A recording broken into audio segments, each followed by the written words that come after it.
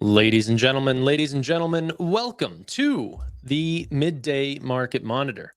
In today's video, we're going to be talking about most of the stories that are happening today, what we're going to be expecting tonight, tomorrow, along with earnings, whether or not we're going to see good earnings from SoFi and Robinhood and Meta and Microsoft.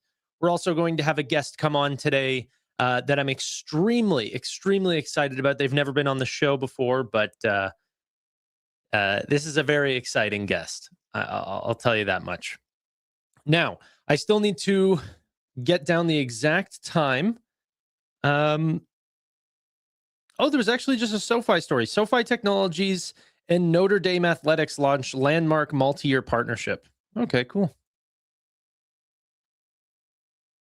Okay. Our guest is coming on in an hour. Let me just reply to them really quick. Perfect. We also got to see Tom Lee talking yesterday about the markets. I wanted to listen to this. He said that the AI trade is still in good shape despite questions about durability. Let's have a listen to this really quickly and see if Tom Lee is saying anything that I agree with. It's been a while since we've heard a Tom Lee, speech. Kicks off its two-day meeting ahead of Wednesday's rate decision. Policymakers are widely expected to be steady, but the odds of a hike have climbed to about 1 in 3, 33%, up from just 16% a week ago. Joining us now, Fundstrat's head of research, Tom Lee. He's also the chairman of BitMine and a CNBC contributor. Tom, welcome. Would you take that prediction market bet, so to speak? What do you think? Is there any real chance the Fed hikes rates this week? I think that, the prediction markets and funds want to hedge on a binary event. That's why you got the 30%, because someone needs to hedge something. But I'd say the probability is low. I mean, I wouldn't expect them to raise rates. What about at any point in the future? As you know, they're going to see how the data unfolds. So I don't think it's data dependence, but data responsiveness. To us, I think the underlying inflation story has really weakened because shelter is really weak, and we'll see it tomorrow with Case-Shiller. And if wages aren't pressure, then the real pipeline of underlying inflation that we're seeing now is just tariffs and oil, which aren't things the Fed has to necessarily embark on a hiking cycle for. Potentially, I don't want to use the bad word of transitory, they're potentially temporary, right? Yes. And oil is down right now because there's some talks. And by the way, tomorrow could be up again. We have no idea what's going to happen. Depends on the talks. But the point is, if and when there is lasting sort of peace, oil will likely go back down. The market seems to want to push it back down.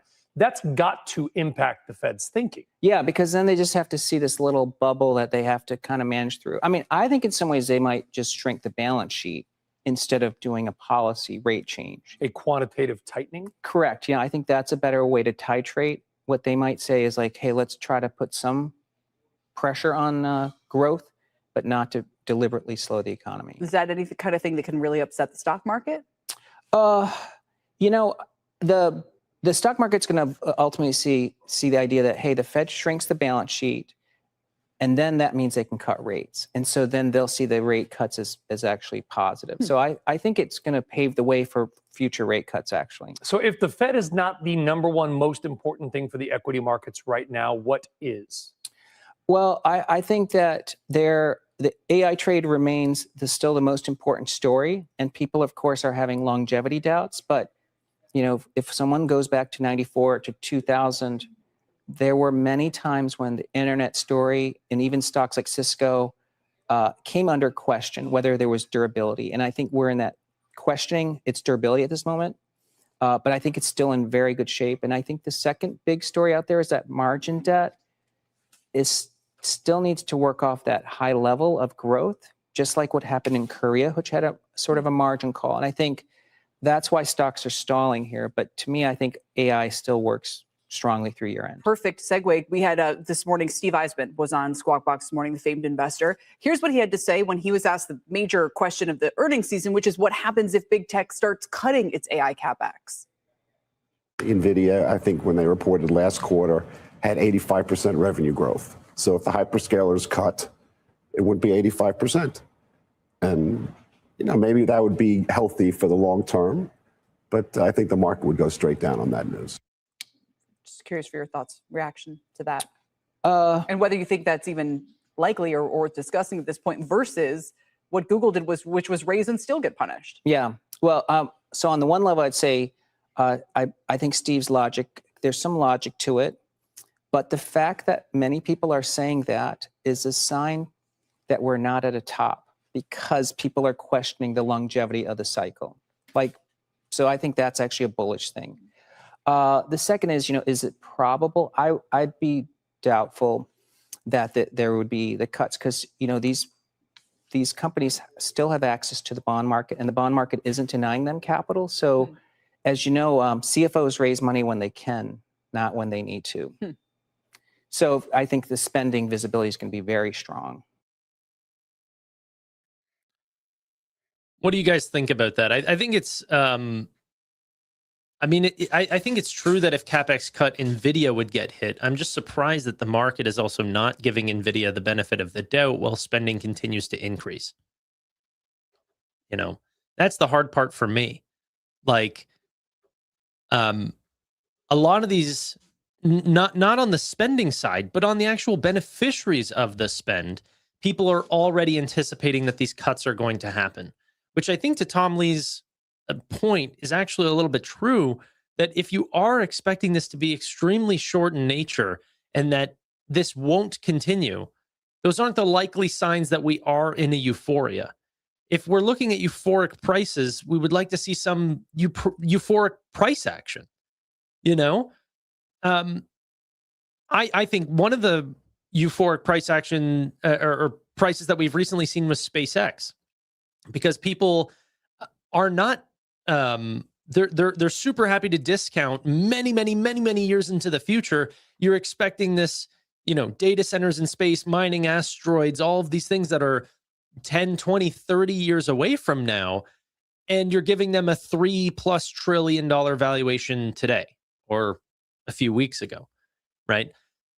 That seemed like euphoria, that the stock was going up 10, 15, 17% up on a day-to-day basis, and no new news was coming out. That feels like euphoria to me, versus what we're seeing in, Nvidia sort of sticking around this $200 price range. Well, we've seen 3 to 4 quarters that have brought up their earnings constantly, much higher than Wall Street expectations. Mind you, that's not talked about enough, is that Wall Street has constantly tried to project where Nvidia's earnings will be. And I talked with Chris about these, 3 to 5% beats. And he goes, yeah, but 3 to 5%, you're not going to change a stock from 200 to 400 on a 3% beat. But it's about the long-term revisions of what we see on earnings that is really the surprise here. So if we go ahead and look at Nvidia's EPS revisions, okay, these 3 to 5% beats have not just been, 3 to 5% over time. You can see back in 2023, we had $1.71 coming in for January of 2027. Today, we're looking at $8.99. Or even just in the past few years, the difference of, let's look to same time last year. So July 31st, January 2027, $5.85. Today, $8.99. That's a major upgrade versus where we were not too long ago, 1 year ago. Okay, so these aren't about the 3 to 5% beats on Wall Street. It's about the revisions going forward. You can see that in the 2032 numbers and these sort of things, where they're looking at, hey, $8 last year, today, $22. Yeah, we got a guest coming on at 2 o'clock. 2 p.m. is our guest today. We also have a couple different segments that I want to go through as well. Yeah. Okay. Sleepy time. Yeah, I know. I got an 82 sleep score. I don't know what that tells you about the markets. It's all right. It's all right. I had a beautifully long, 32-minute sauna yesterday. Unreal. So good. I haven't had a long sauna like that in a while. Okay. Another thing that I saw from Stephen Fiorillo, he brought this up during his stream. I thought that this was amazing. The earnings for SoFi tomorrow could not have worse timing. You know, how the heck are they supposed to show up? Like, if it just worked out to, you know, tomorrow evening, they could end up putting out different guidance or something like this. But because it's in the morning, they have to give out guidance. And then that could change in hours. Like, in hours, the Federal Reserve can come out and hike rates by 25 basis points. And then what SoFi said hours ago is completely changed. Now, I don't think, I'm not in the camp of rate hikes, but the sentiment is starting to grow towards rate hike decisions tomorrow evening.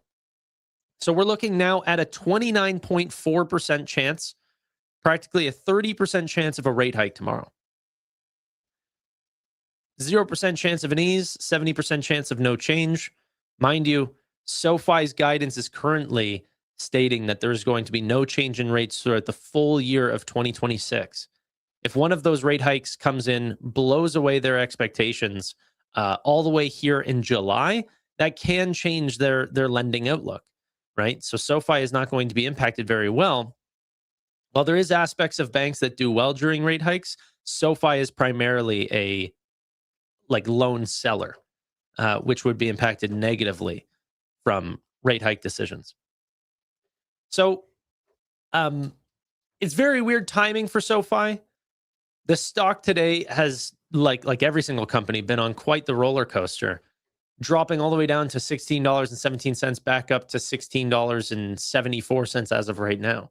And we've seen this from many companies having this sort of initial sell-off in the morning, only to then, you know, the market realizes that we're going live and it wants me to not have everyone panicking in chat. Much better than whenever we have, you know, the stocks going down and then people are looking to me to somehow turn it around. Luckily, the market did it itself.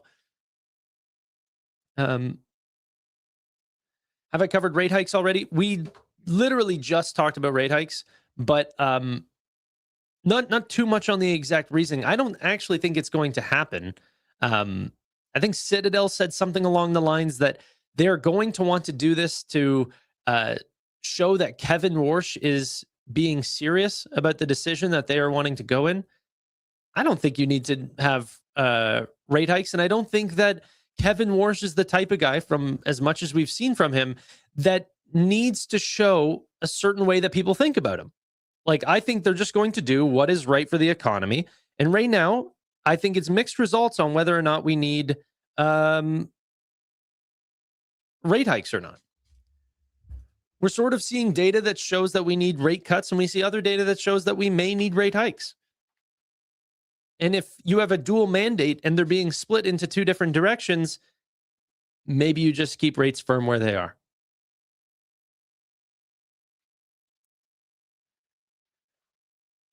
But Citadel Securities is saying that there's going to be a rate hike tomorrow, which is no bueno.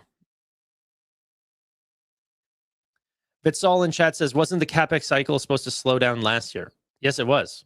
And then it was supposed to slow down in 2025. It was supposed to slow down in 2026. And now you have companies like Google saying that they're going to greatly increase their CapEx for 2027.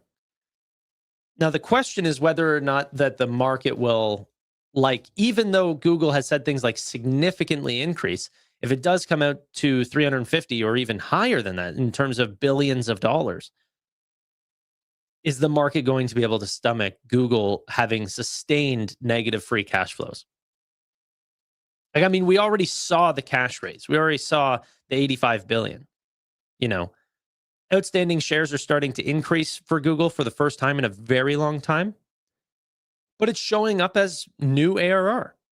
ARR that will be cash flow generative in the future. It's just not today because the future build out is larger than the current amount of data centers that they have right now. As long as that continues, you know, they're going to be in negative free cash flow for a little bit.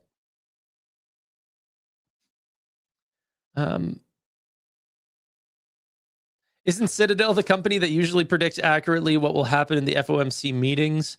I believe they have an insider. Potentially.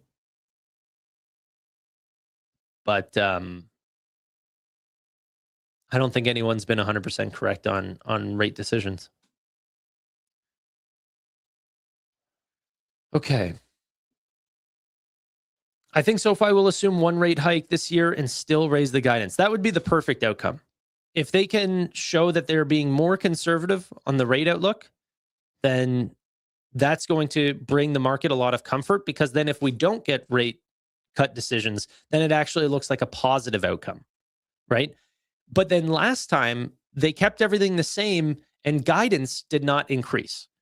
So if they can show both of these somehow, whether that is through a rising amount of financial services revenue, mind you, SpaceX did actually happen in Q2. So I had my financial services revenue a little bit higher than the other people who have been predicting earnings. I now think it's going to be roughly about like 520 to 530 million, not the 560 that I initially said. I was being too bullish because of the amount of SpaceX revenue that we've started to see from companies like Robinhood and all of these things that we're going to see. IBKR was another one. But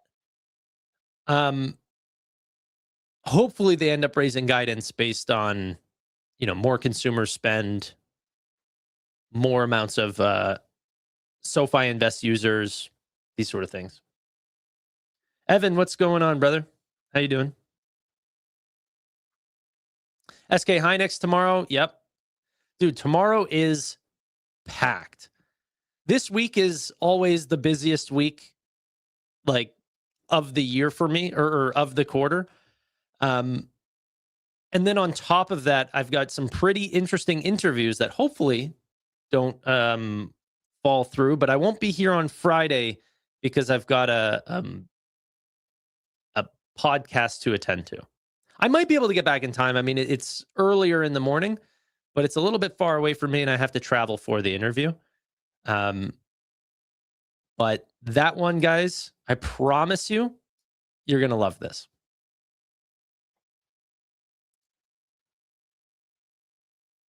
I'm not a believer in Vera Rubin. What is there to believe in?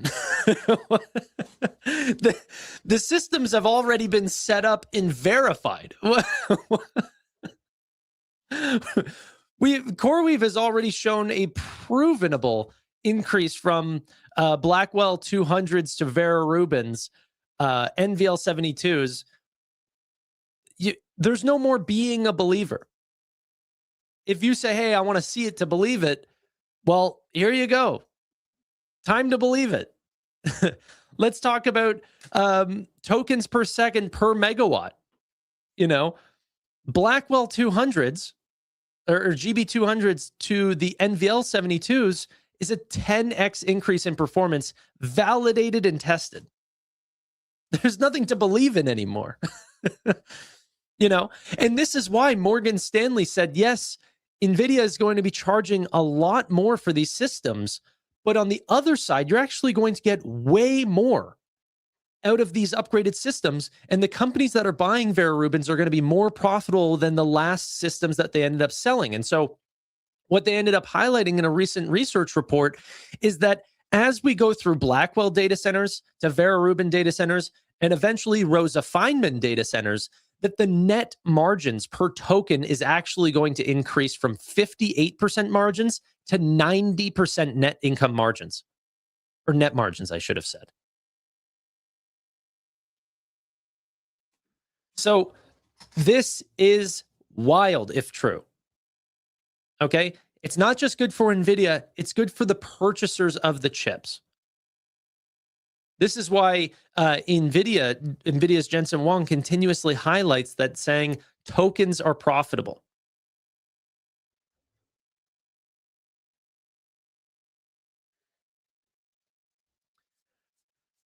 Have I added CoreWeave or Nebius lately? I don't have any money.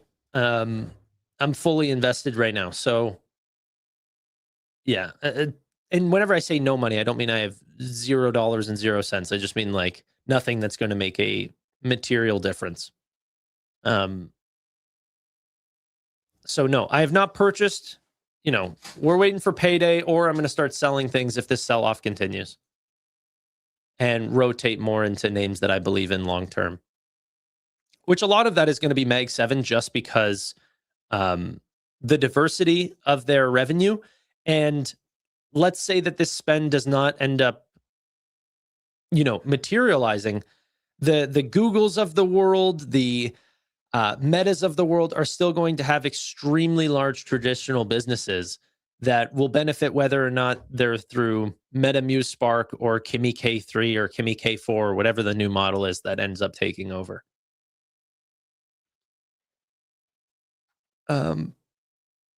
If you did have money, where would you deploy it? In a lot of the Neocloud names, NBIS and CRWV, they're down 50, 60%. And CRWV and NBIS have only since indicated, since the sell-off has started, whether that's through earnings calls or through, fireside chats or even their own X accounts, that new customers are signing up.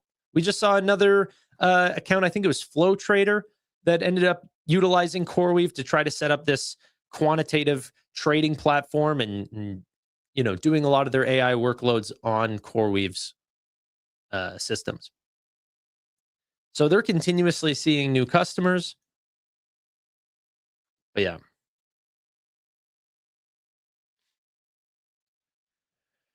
Tanner's selling SoFi. Not selling SoFi. I'm more looking at like the Shift 4s and the BMNRs and these sort of things. But the problem with that is they don't really make up for much of the portfolio anyway. So the things that I would actually like to sell are companies like Nvidia, but I don't want to sell Nvidia because I also think that it's, oversold right now. But in a perfect world, Nvidia would be doing amazingly and CRWV would be taking a hit and I could end up rotating them somehow. Maybe that happens on Nvidia's earnings day. Who knows?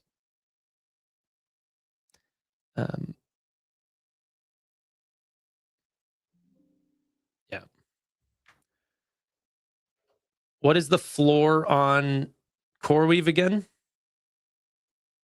Floor for what? You talking about like Fibonacci lines here, or are you saying like there's some sort of contract or warrant that I am not thinking about right here? Okay. Let's go ahead and listen to Jim Cramer right here because he's usually right on these sort of things. So let's have a listen to this 10-second clip. And if you are borrowing money to buy something related to the data center, okay, here's what you're going to do. Tomorrow morning, 9:30 a.m., sell it no matter what. You will not regret it. And if you... Okay. Thanks, Jim. So it's secured. We're going up from here. That was the bottom.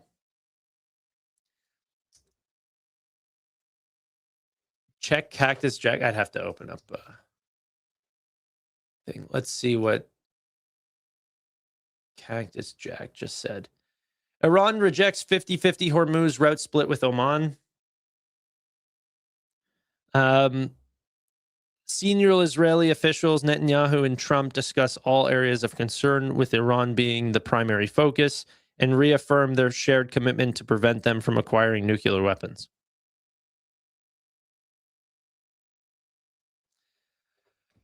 I love a souring macro. I kid. All right. Let's take a look at what is working in the markets today. Oscar Health up 9.7%. At one point, they were actually red. Crazy reversal here. $27.65 up to $31.29. Workday up 7.8%. Shift 4 actually up 7.3%. Do I take that as being the comeback? We've got a long way to go before we get back to all-time highs.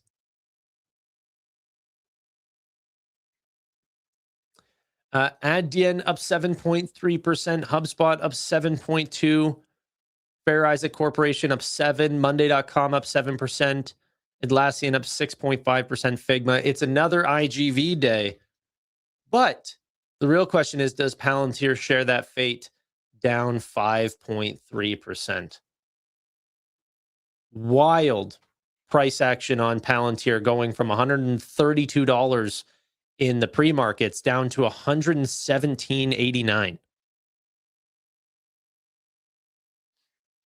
Shift4 earnings will be big. I agree with you, because they own every stadium and the World Cup was full, like by far the most packed World Cup that we've ever seen. So Shift4 earnings, I think, will be large. It's just a matter of how much of the market actually understands this already. Is anyone even paying attention to Shift4 right now? Not a lot. Definitely not a lot. Another one of those companies was actually PayPal. PayPal ended up showing off earnings this morning. A slight beat almost across the entire business. Venmo payments was much higher than people expected. Revenue, EPS, but it wasn't really, how do you say it? Like, it wasn't enough. Okay. It was definitely exciting to see that it was better than what Wall Street expected, but I also think that sentiment for PayPal was just extremely low. And their guidance was so low for the full year that, I think we were expecting much worse than this. But this still does not compare. Putting up, 1% increases on transaction margin dollars is nowhere near where we were expecting back whenever Alex Chris was telling us that this was a growth company. But maybe it's priced that way. Okay.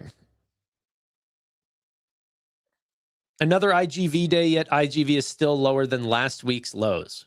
Yes. Very, very true. It's a very recent rotation, that's for sure. Skills is up 20%. What, today? What is Skills?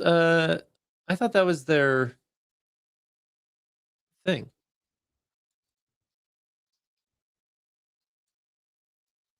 What is even their ticker anymore? Did they get delisted?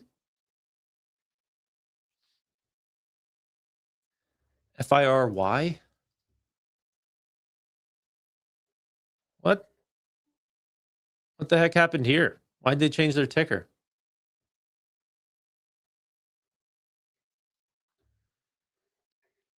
All right. Looks like they changed the whole company. Bloom Energy earnings after hours will be hot. I'm going to be sticking around to listen to those earnings, or maybe not listen to the call. I don't know yet. I definitely want to see the numbers. Depending on maybe how hot the numbers are, we might stick around to listen to the call. But yeah, it is going to be very exciting. Okay. Adobe is climbing up. The Apple of SaaS is back. The Apple of SaaS. Tesla's down even more. I think that let's talk a little bit about Tesla. We've got 30 minutes before our guest shows up. I went through some of the numbers on Tesla. The truth is that this is not, I don't know. Let's just go through. So I wanted to explore when to start buying Tesla and going through a little bit of the numbers, talking through this company, and just brainstorm a little bit with you guys, because obviously this is a very cult-like stock with a very, very big vision for what this company wants to be.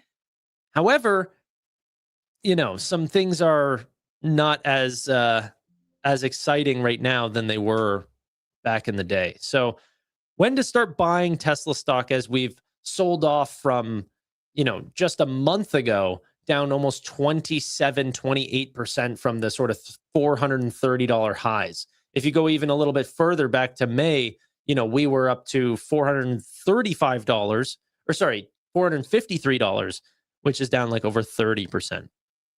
So if we actually end up taking a look at Tesla's revenue, really breaks out into three different segments, okay? You have automotive revenue energy generation and storage, and then services and other, which I also think includes their robotaxi revenue, but it's so small right now that that doesn't break out into its own segment.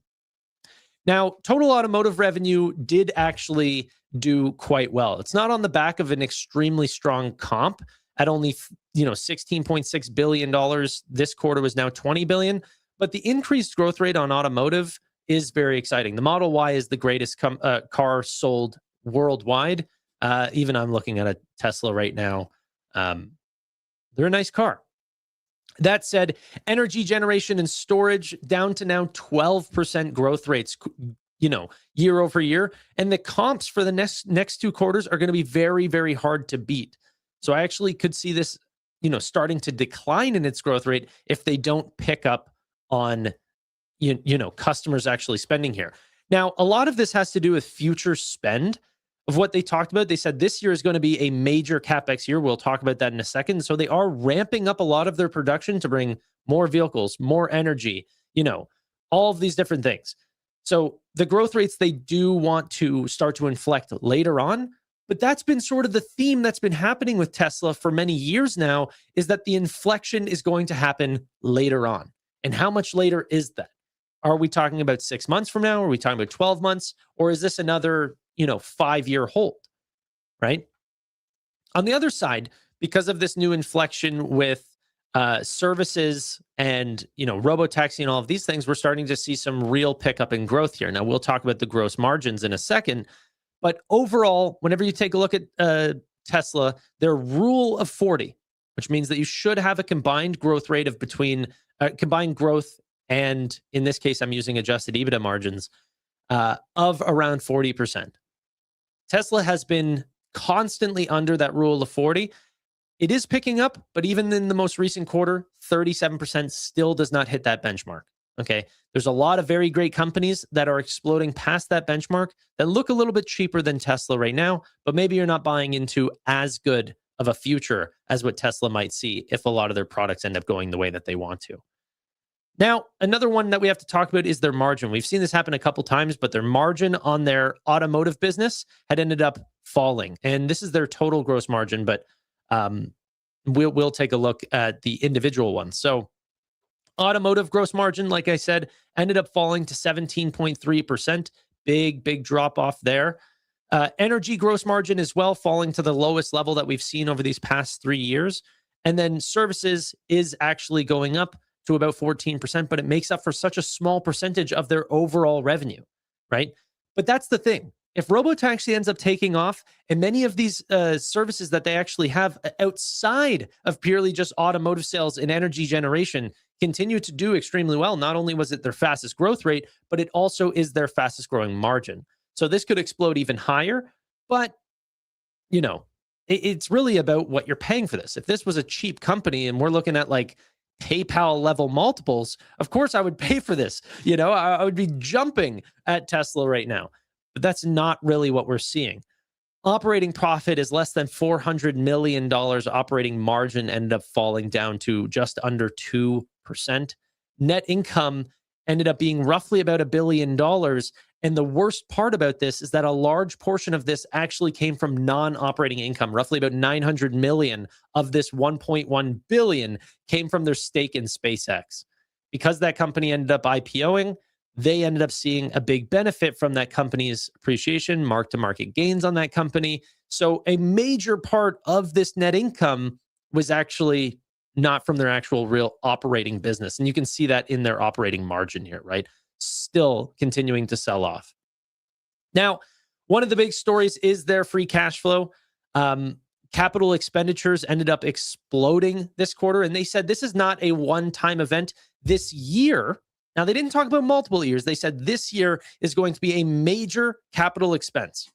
So we ended up seeing the first real part about that in June, roughly $5.8 billion.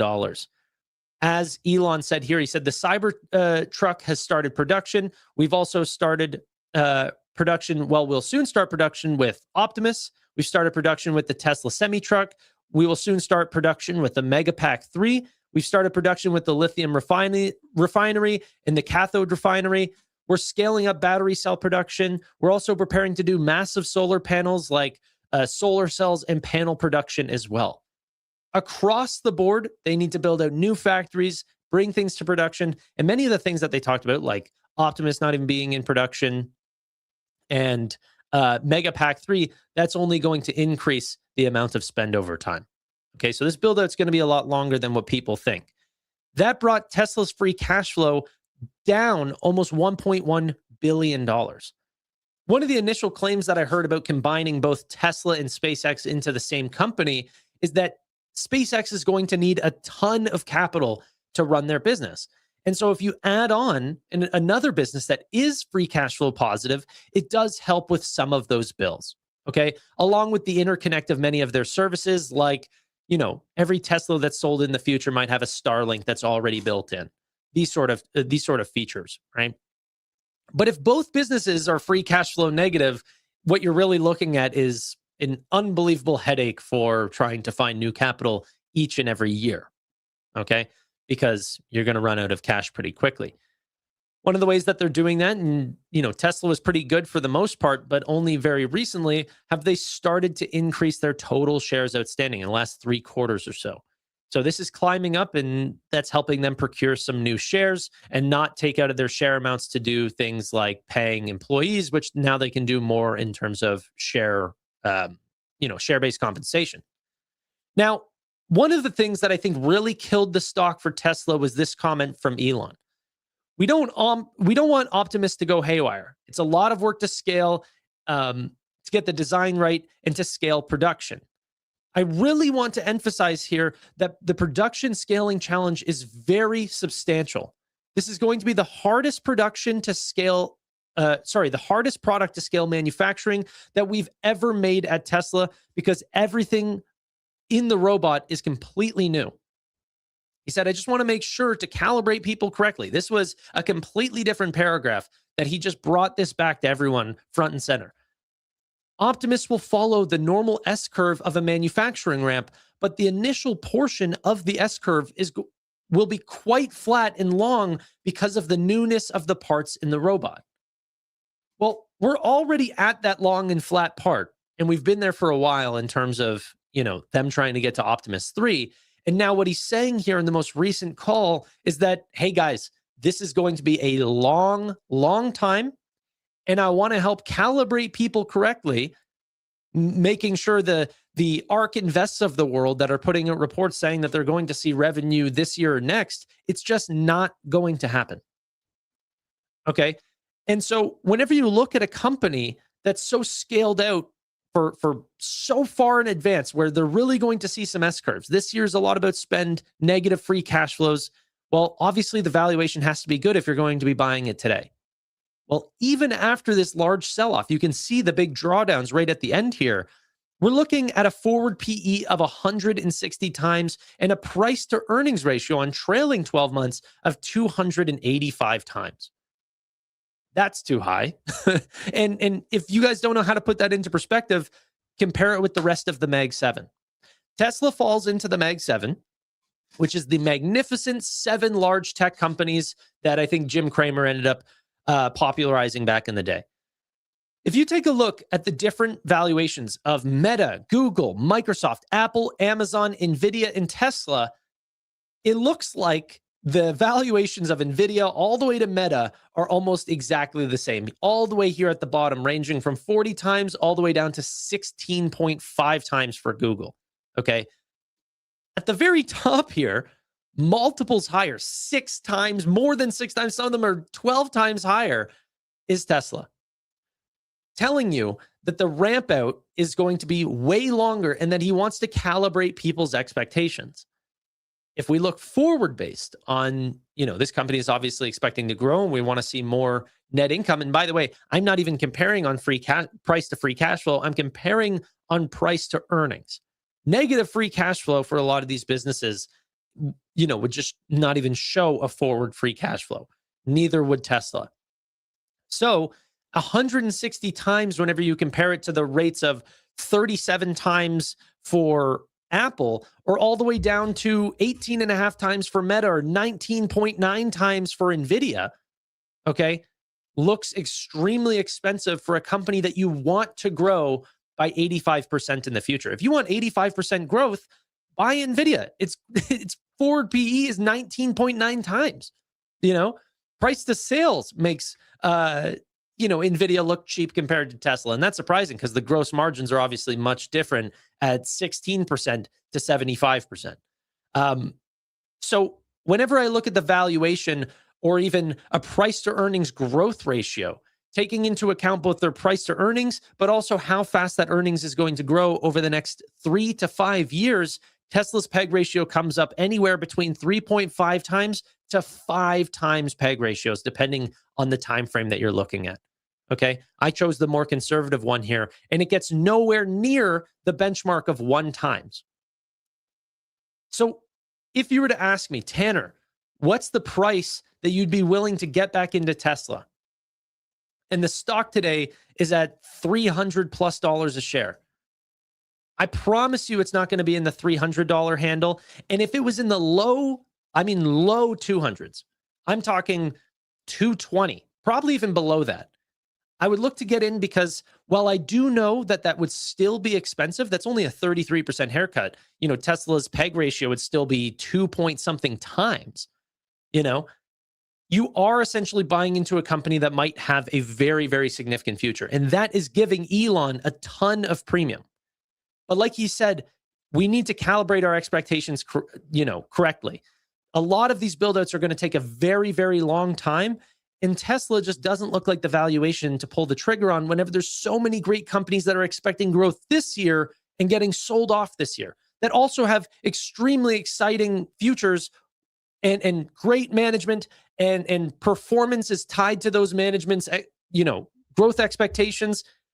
While Tesla has a lot of those very good signs, we also need to bake in how's the performance been over the last couple of years? Will they have competition? And I think right now, whenever it comes to robo-taxi competition that, Nvidia is doing with Alpamayo and GM and Mercedes and all of these companies, they are likely going to sell their cars having full self-driving, eventually getting to that, level 4 full self-driving, which, mind you, is not a problem that's getting harder.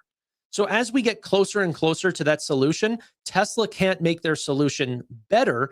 It's sort of, once you pass the goalpost, you've done it, right? So can you continue to charge $99 a month whenever Mercedes is just selling their vehicles and adding it on for free, because a lot of the actual, processing is happening right on board the car there? So I think a lot of the businesses are exciting for Tesla, but not at these prices. So I'm not buying. But anyway, that's sort of my Tesla breakdown. But it is very true. And people don't talk about this enough, about like charging $99 a month. Dude, I pay for Whoop, right? It's like $300 a year or whatever. Garmin came out and said, hey, we're going to be charging $200, no subscription, exact same wristband. I've got zero reason not to switch. I want to see it come out, and I want to see a MKBHD video talking about that it does have the good battery life and the good tracking and all of these things. But if they can show that, how does Whoop then come back and show me an offering that can justify a $300 a year price based on tracking my heart rate and strain and all of these things? It's harder whenever they were charging because they solved a solution that no one else did, which was screenless, high battery life, unbelievable health monitoring. But it's a little bit of a solved issue. And as other companies can start to offer similar products like Google Fitbit and all of these things, if they charge, Google just came out, they did a $99 subscription. And now Garmin is going to come out. They're obviously a leader here in performance and GPS tracking and all of these things. Why would I not switch? Love a good MKBHD review. Yeah, I don't buy anything without it. Okay.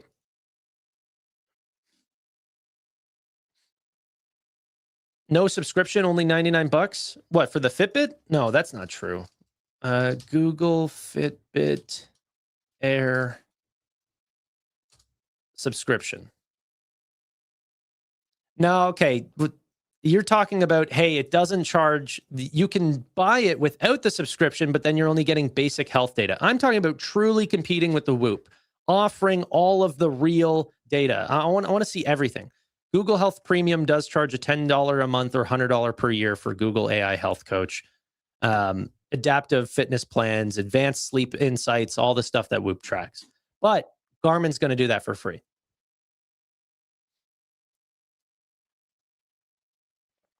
Okay.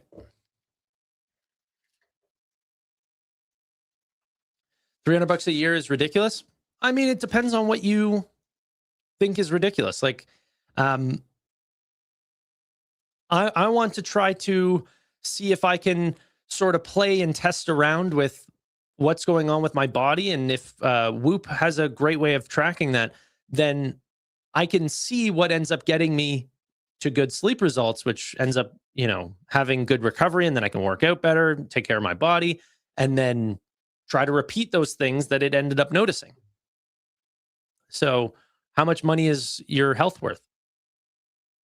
You're going to buy the new Apple iPhone folded phone for $2,000, and you're not going to buy, you're going to, you know, depreciate that over 2 years.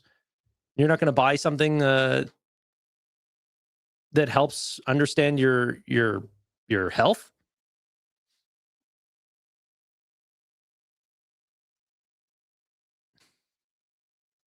Free things do that. Like what? Like what? Like a Apple watch that goes for a few hours. When do you charge it if not at night? If you wear it during your sleep, then you have to take it off to then not wear it during the day.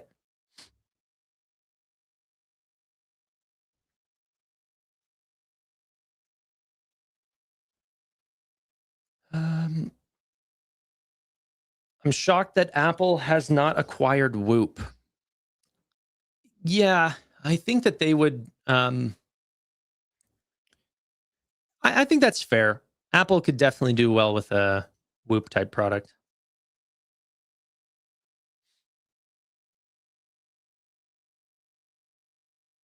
Okay.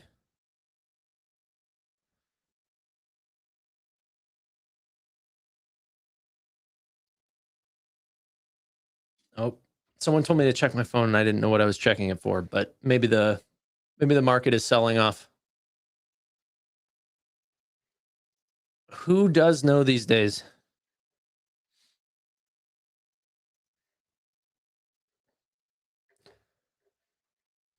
Whoop is actually expected to IPO, right? Like $10 billion acquisition or valuation.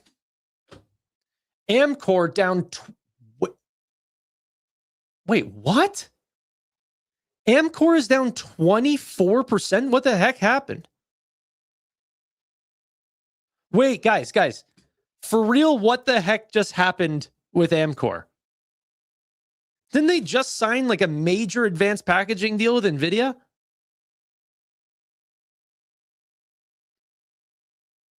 Dude, why are people treating Amcor like it's freaking Sharon AI? Sharon AI can be down 19%. This is, you know, less than $2 billion company. Amcor just sold off 24%, and it's still $11 billion.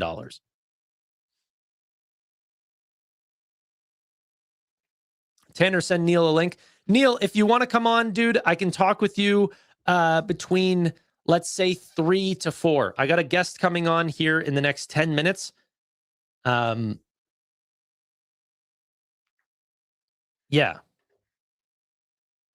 I can invite you on later. Sorry, I didn't see that message. Okay.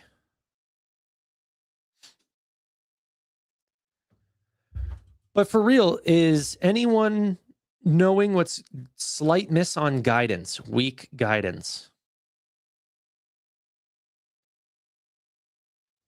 Wild. Wild. Oh, for SoFi. Oh, yeah. You can have a link. Here, I'll send it to you right now. Dude, you didn't want to chat? That's boring. He sent me the Pablo Escobar gif of the, him just sitting on a bench just waiting for me to reply to him. My bad.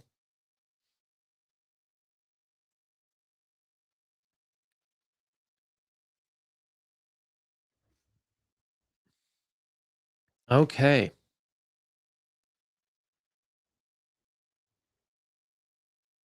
Tanner, should WhatsApp compete with Zoom? I don't know. I don't know if they have plans to do that. I don't really think of WhatsApp as being that competitor, but obviously they've expanded their service. Maybe that's a thing. Okay. SanDisk is down 15.9%. Bloom Energy down 15% before earnings. This company is about to go into earnings. To be fair, a lot of these really high beta names, if you know that there's going to be a sell-off, you need to look back at this company and say, hey, this is, even after the sell-off, a $45 billion company. So like how much premium are we going to be putting on these businesses? How far out are we going to look to, give these companies the benefit of the doubt? These companies, honestly, Corning's a little wild being down 14.8%. If you guys don't know Corning, this is a $110 billion business. This was a massive, massive business way before Nvidia ended up talking with them and putting in a private investment. Okay, T1 Energy, Boost Run.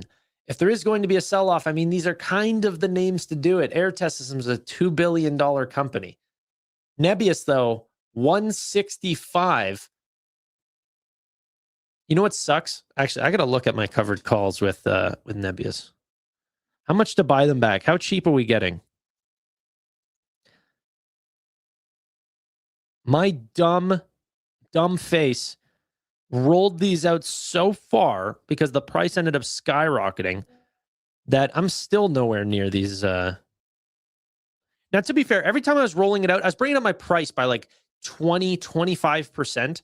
So the way that I thought about it is, okay, if I roll out 2 more months or if I roll out another 2 more months or something like this, could I realistically see on those calls, or if I didn't have these calls, to then use the money at the price and just, get assigned,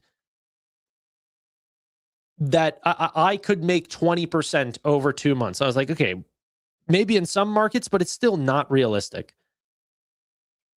So I was like, I'll just roll out the calls because I'm guaranteeing at least at 20%, or I'm forced to hold on to a name that right now is selling off, but I have 0. Wow, the contracts are looking pretty cheap. It's almost $3,000 per contract.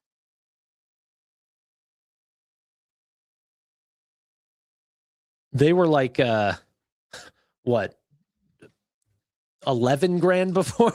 Like something ridiculous way before. So to buy them back for 3 grand, I don't know. I got to think about it. But I don't have one contract. I'm not worried about one contract, Or do I just stick with that and just buy more Nebius shares?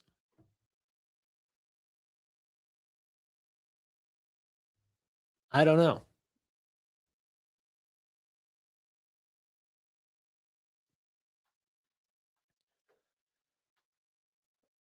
Okay, Micron down 9.7%, $800. Wild. Wild, wild, wild. Okay, let's go ahead. Before we jump into our next interview, I just want to take a listen to Stephen Moran. Yeah. No. I want to listen to JP Morgan here. Talking about trade. Morgan Wealth Management Chief Investment Strategist Phil Campiarelli is with us. Phil, great to have you back. Thanks for joining us. You think this whole sort of reset is normalization rather than an alarm bell, so to speak? Yeah, I think this has more to do with the 493 than the 7 in a way. And then just kind of to zoom out a little bit, if you were lucky enough to invest in this semi-trade in the beginning of last year, for example, it's performed triple the S&P. Year to date, triple the S&P. So when things like that happen, they become a little bit vulnerable to profit taking. We saw a lot of retail selling last week. And one of the things about the summer that I always like to remember is a lot of crazy things happen in the summer based on liquidity that don't necessarily play out for the rest of the year. But going back to the 493, I think there's buy-in from investors that non-tech sectors can be profitable and increasing profitability. Those are sectors like financials. Those are sectors like industrials. But make no mistake about it, Carl, like we still believe we're in the early stages of what is a generational trade. We write about the AI trade over the next 3 to 5 years. We write about the AI trade over the next 10 to 15 years and the positive impact on productivity. But in kind of like a high-class problem, the rest of the sectors are catching up in profitability, which over the past couple of years, everybody has kind of wanted. So that premium that the Mag 7 has to the 493 is the lowest in a decade now. It was a 30% premium. Now it's a 10% premium. And I think it has more to do with the 493 than the 7. We mentioned earlier healthcare and financials today, all-time high, the XLV and the XLF. So do you go with that, or do you wait for tech to get cheap enough and to reset on that? Yeah, so we like financials here. Last time I was here, we talked about financial. I think the combination of one of the biggest deltas or changes in EPS earnings estimates, share buybacks, capital markets activity. And, when we went through the earnings season, both JP Morgan and Goldman Sachs mentioned the capital markets activity.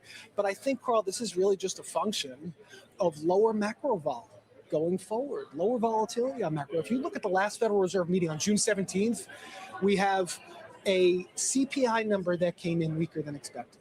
We have a payroll report that came in weaker than expected with negative job. And you saw ADP today. We have ADP, and then also oil prices only a couple, as of now, right? Not last Friday, but as of now, only a couple of dollars higher than June 17th. And my favorite measure is what's the market saying? So you have tips and you have treasuries, and the difference between the tip rate and the treasury rate has actually moved lower since June 17th, which tells me that market-based measures of inflation have moved lower. And I don't think the Federal Reserve, I think 30% of a chance of a hike tomorrow is way too high. Now, never assign a zero probability to any event, obviously, but I think that's way too high. And more importantly, I think this is just a function of a strong and resilient economy that's leading to the profitability of non-tech sectors. Okay. We should have our guest joining here in the next 30 seconds ago. Yeah.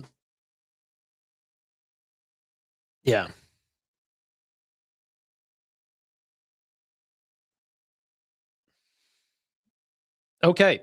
Sorry. I just spaced out there for a second. This guest is going to be a lot of fun, ladies and gentlemen. Somebody who is heavily invested in the AI trade. Super interested to hear their takes on a lot of things.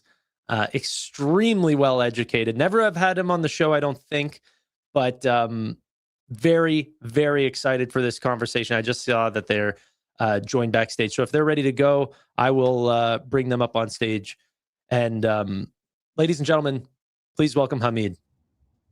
Hey, how you doing, brother? Tanner, how are you? Doing very well. Doing very well. Awesome. I've been wanting to have this conversation for a while, because if people don't know you, and we actually use your platforms all the time, you're the founder of Earnings Hub, of Savvy Trader. We use both of them here. Very cool. That's awesome. Yeah.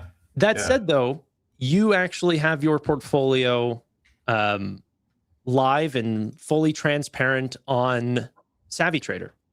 Yeah, my portfolio was the first to go public on Savvy Trader. I mean, I created the product largely because I wanted a way to share my portfolio with friends and family, because I would often sort of rack their, at every dinner conversation, it was like, I'm investing in this, or, I'm buying that, or whatever. people often wanted to know, what am I doing? And there was no way to share a portfolio with someone. So I looked for a tool to use myself. And then being a software guy, my whole background is software. Growing up, I've made numerous different products.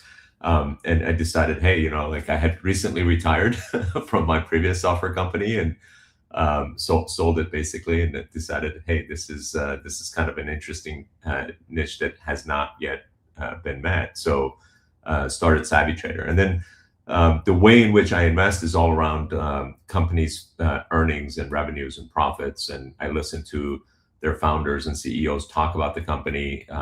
All around earnings is my investment style. So for that information, I was going to a bunch of different websites to get it, including having to register every single time that I wanted to listen to an earnings call on that company's website, and then the next time I want to listen to somebody else's earnings call, I have to register again. So going to 10 different websites to listen to 10 different earnings calls was kind of ridiculous, and then registering every time. So again, we found a need for putting all the earnings related information together, largely for me again, but other people find it useful as well. So yeah, that's where Savvy Trader and Earnings Hub have come about. Really quickly, one, am I allowed to share your portfolio on this screen? I have it up. Sure. Yeah, I mean, it's public, so yeah, absolutely. But before I do that, I just want to say, Savvy Trader is like, you don't get to plug in what prices that you got everything for. This is not, it's I don't know how to say it, like almost immutable.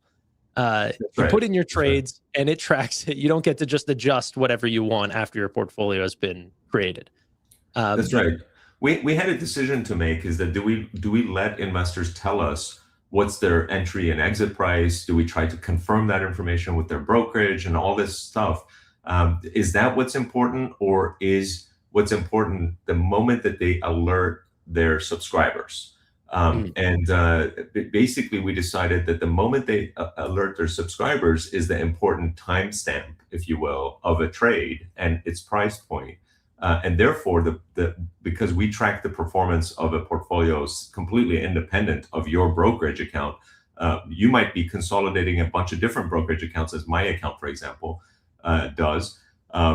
The moment you put it into Savvy Trader is when that timestamp of pricing is calculated from, and the performance is calculated from that point forward. So your actual performance, or even if for some reason somebody was faking it and like they didn't even have a portfolio, the portfolio that they're tracking on Savvy Trader's performance, that is real.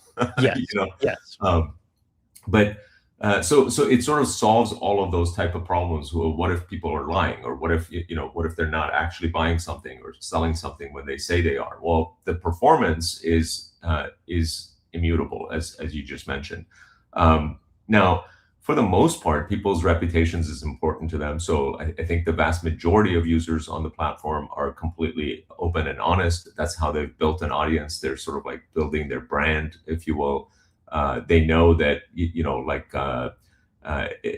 lying is a quick way to sort of completely destroy yourself. Yeah. Like the brand and everything. So it sort of works itself out. A, the performance is 100% real and done by third party, meaning done by Savvy Trader, and B, each individual's own brand is important to them. So that it tends to be sort of like self-correcting in that way. The reason why I bring that up, though, is because your portfolio, which my understanding is this is not with options or anything like this. This is just merely with equities, has returned a 65.7% compounded return. And mind you, this is actually a little bit low right now due to some of your positions, like Micron obviously selling off a little bit. And I ended up following you into this Micron trade. But an unbelievable return from an individual investor. Can you talk a little bit about the way that you find companies, your style? Obviously, you're very concentrated in your portfolio. You can see that the portfolio is actually pretty small. How do you look at investing? So I'll give you a little bit of background, and then I'll talk a little bit about the portfolio as well. But fundamentally, when I first started investing in my 20s, I thought that, like what I want to do is like pick out 20 or 30 different stocks and invest in as many as I can so that I have a diversified portfolio. I had this sort of mindset that don't put all your eggs in one basket type of mindset. And as I started my investing career in that way, or not career, but because I had a software company, that's what my focus was. As I was investing my portfolio in that way, meaning being relatively diversified and also investing in index funds and mutual funds and so on, I wanted to have exposure to all the things, I was doing okay, like basically as well as the market was. But I would notice that like the 2 or 3 companies that I was most excited about tended to do the best. And Sure. the companies I was most excited about oftentimes were in my field, meaning they were in tech, and software is my background. So, I had sort of like some knowledge of where the industry is going, or, like what seems to be sort of it going in the right direction, and which founders I really respected. And then I realized, okay, why am I being so diversified when the vast majority of my net worth is just this one company that I own, actually, the one that I'm invested in. And the vast majority of people, by the way, become wealthy because of putting all their eggs in one basket, their own basket. That's, entrepreneurs who make up the vast majority of very wealthy people. On the investment side, the people who become wealthy are the ones that are highly concentrated. If you look at Warren Buffett or Bill Ackman, or whoever you look at, they generally have highly concentrated investment portfolios. So then I was like, okay, why am I doing that? I'll instead invest in 2 or 3 companies that I really love. So my portfolio became concentrated on 2 or 3 companies, and I was still scared to do that. So I decided only with half of my portfolio I would do that, and the other half I'm going to keep it in mutual funds and index funds and so on. But the half that I invested in 2 or 3 companies just ballooned and just dwarfed the other half after a handful of years. And then I was like, why am I putting 5% of my portfolio in these index funds over time? Because it was like such a small percentage, and it was like pointless, meaningless, right? So then I was like, okay, I'm just going to go fully concentrated. And then since I sold my company in 2020. I basically became a little bit more diversified. So now I have like 6 or 7 positions, and then the way in which I manage risk, because by no means do I want to go broke, is I carry a high percentage of cash as part of my portfolio. So even to this day, for example, something like 22% of my portfolio is in cash. And what's interesting is that the cash sort of insulates the bounces quite a bit, because as the market sort of makes a downturn, sometimes I'll make a purchase, as I did today, for example, with a little bit of I added a little bit of Micron. But because almost a quarter of my portfolio is in cash, if my positions actually go down, let's say 4%. It goes down 3% for me, because 25% of my portfolio is cash, if that makes sense. So, but the reverse is true too. So if it goes up 4%, in reality, it only goes up 3% because 25% is in cash and doesn't move. So, but you can see actually my portfolio has maintained a pretty large cash position throughout. In fact, if you pull it up again, we just added a cool little feature that you might appreciate. Go to the analytics tab. And by the way, this sort of like top chart shows you monthly returns. So you can see like I've had some pretty bad months. July is like one of those. But if you scroll down just a little bit to the allocation history. Some unbelievable months as well, though. Yes, yeah. Sorry, go ahead. And if you hover over cash, you can kind of see, right there. So you can see that like for the majority of those 4+ years, my cash has only gone down pretty dramatically earlier this year, and largely because I had a pretty large tax bill, and then I had gone heavily into Micron at the same time, so my cash dwindled pretty heavily. But and I've never used margin on this basically to do any of these purchases or anything like that. So this performance is in spite of that. Now, mind you, This is amazing, by the way. I'm sorry. I'm just really enjoying this feature because I actually learned about you through Robinhood. That was, I think, the first company that we really had in common. Yeah. Which was ridiculous, right? At one point, Robinhood was trading below its cash levels. Yeah, yeah. When it was trading at like $7 a share, but I wasn't that early. Amit was telling me to get in around $7-8, but I think I jumped in around 16. Okay. You know, the price now though makes the difference. All right, it's not too bad whenever you know goes from 16 to 150 or whatever. Now coming down a bit. Yeah. But you know, just to complete that sort of story, 68% CAGR or compounded annual returns is highly unusual. That has not been my historical norm. So like the previous 20 years, I had probably averaged 30% CAGR, which is also pretty incredible. Oh, yeah. You know, I keep thinking I'm lucky to be doing so well.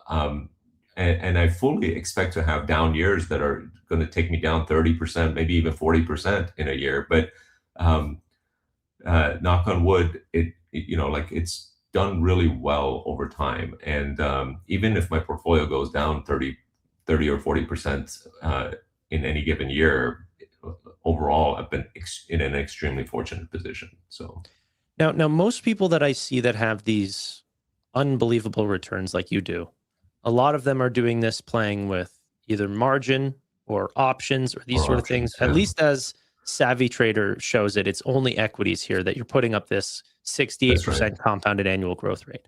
Is that actually how you operate your own portfolio? Oh yeah, that is my portfolio. Only now I will tell you, I have less than 1% of my portfolio, maybe now it's like even less than 0.5% as my portfolio has grown in options. Meaning I play around with options a little bit. Usually the way in which I play around with options is that if I want to buy more of something, I'll buy like call options on something just to have the option to buy it. But it has, like, I can tell you that I have not done nearly as well on options, and my 0.5% portfolio has not grown in any significant way. So yeah, no, the portfolio on my Savvy Trader represents more than 99% of my stocks and options, and it represents 100% of my stocks. Now, I want to ask you, what do you think about being a large equity holder, though, about selling options, playing that side? Yeah, so I actually did that a little bit on companies that I was very excited about. One of my biggest lessons on realizing that, okay, you know, this is a great way for other people to make some decent amount of money. I learned that lesson when Tesla started to skyrocket, right? Yeah. And that happened in 2020.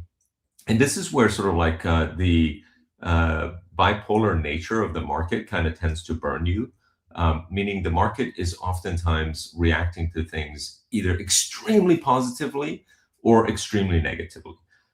So things are either, you know, like they're never valued appropriately, right? Like over time, if you average it out, maybe things are appropriately valued. But in 2020, Tesla started to have this major run. And as the stock price like doubled and tripled over the course of a very short period of time, I was like, okay, well, this is great. But now maybe I'll sell some call options, since the call options are starting to get very expensive for, you know, prices that are like hundreds of dollars more than what it was currently trading.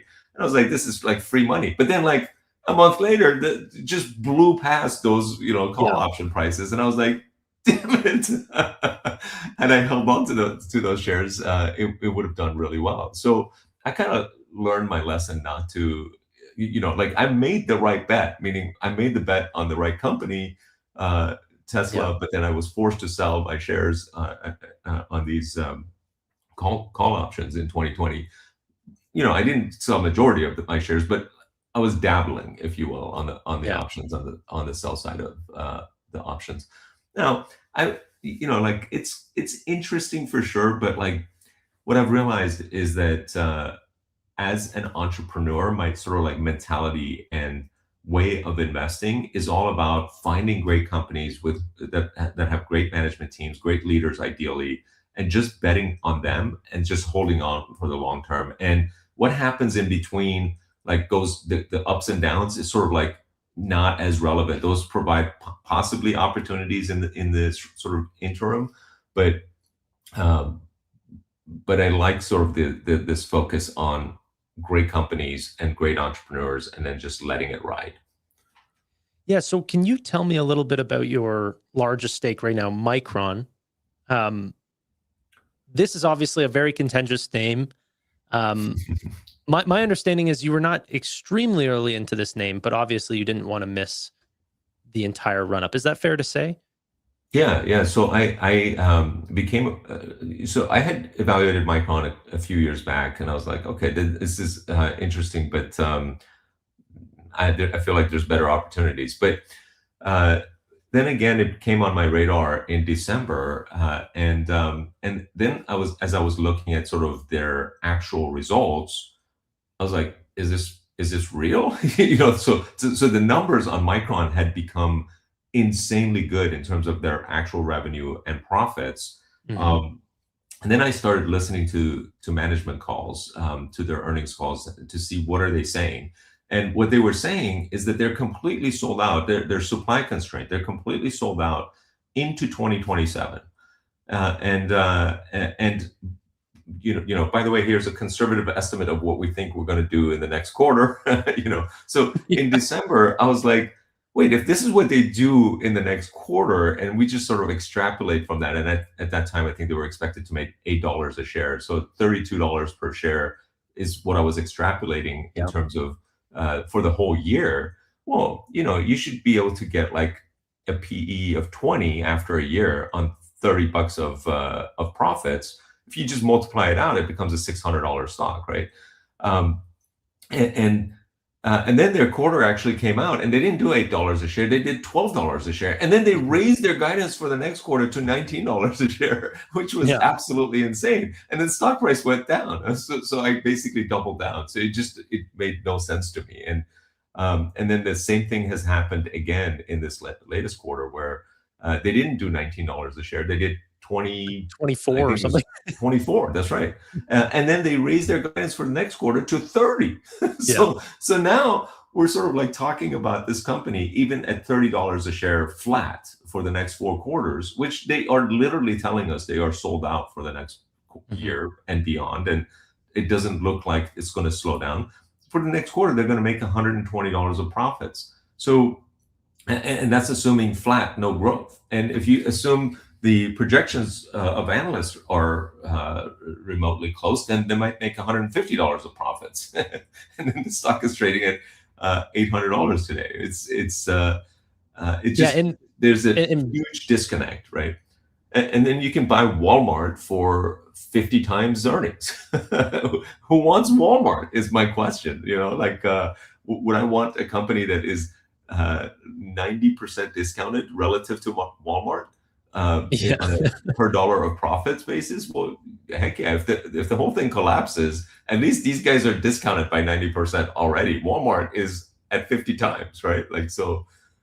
Now, if I were to look out and say which company is going to sustain this level of growth on whether Walmart's doing like 5% or something like this, right? But their margins might stay relatively consistent between now and 20 years from now, right? Where is Micron 5 years from now in terms of their margin and their growth rates? So how do you look at that eventual cyclical predict, right? Because I think people put too much emphasis on some pattern that they recognized a while ago.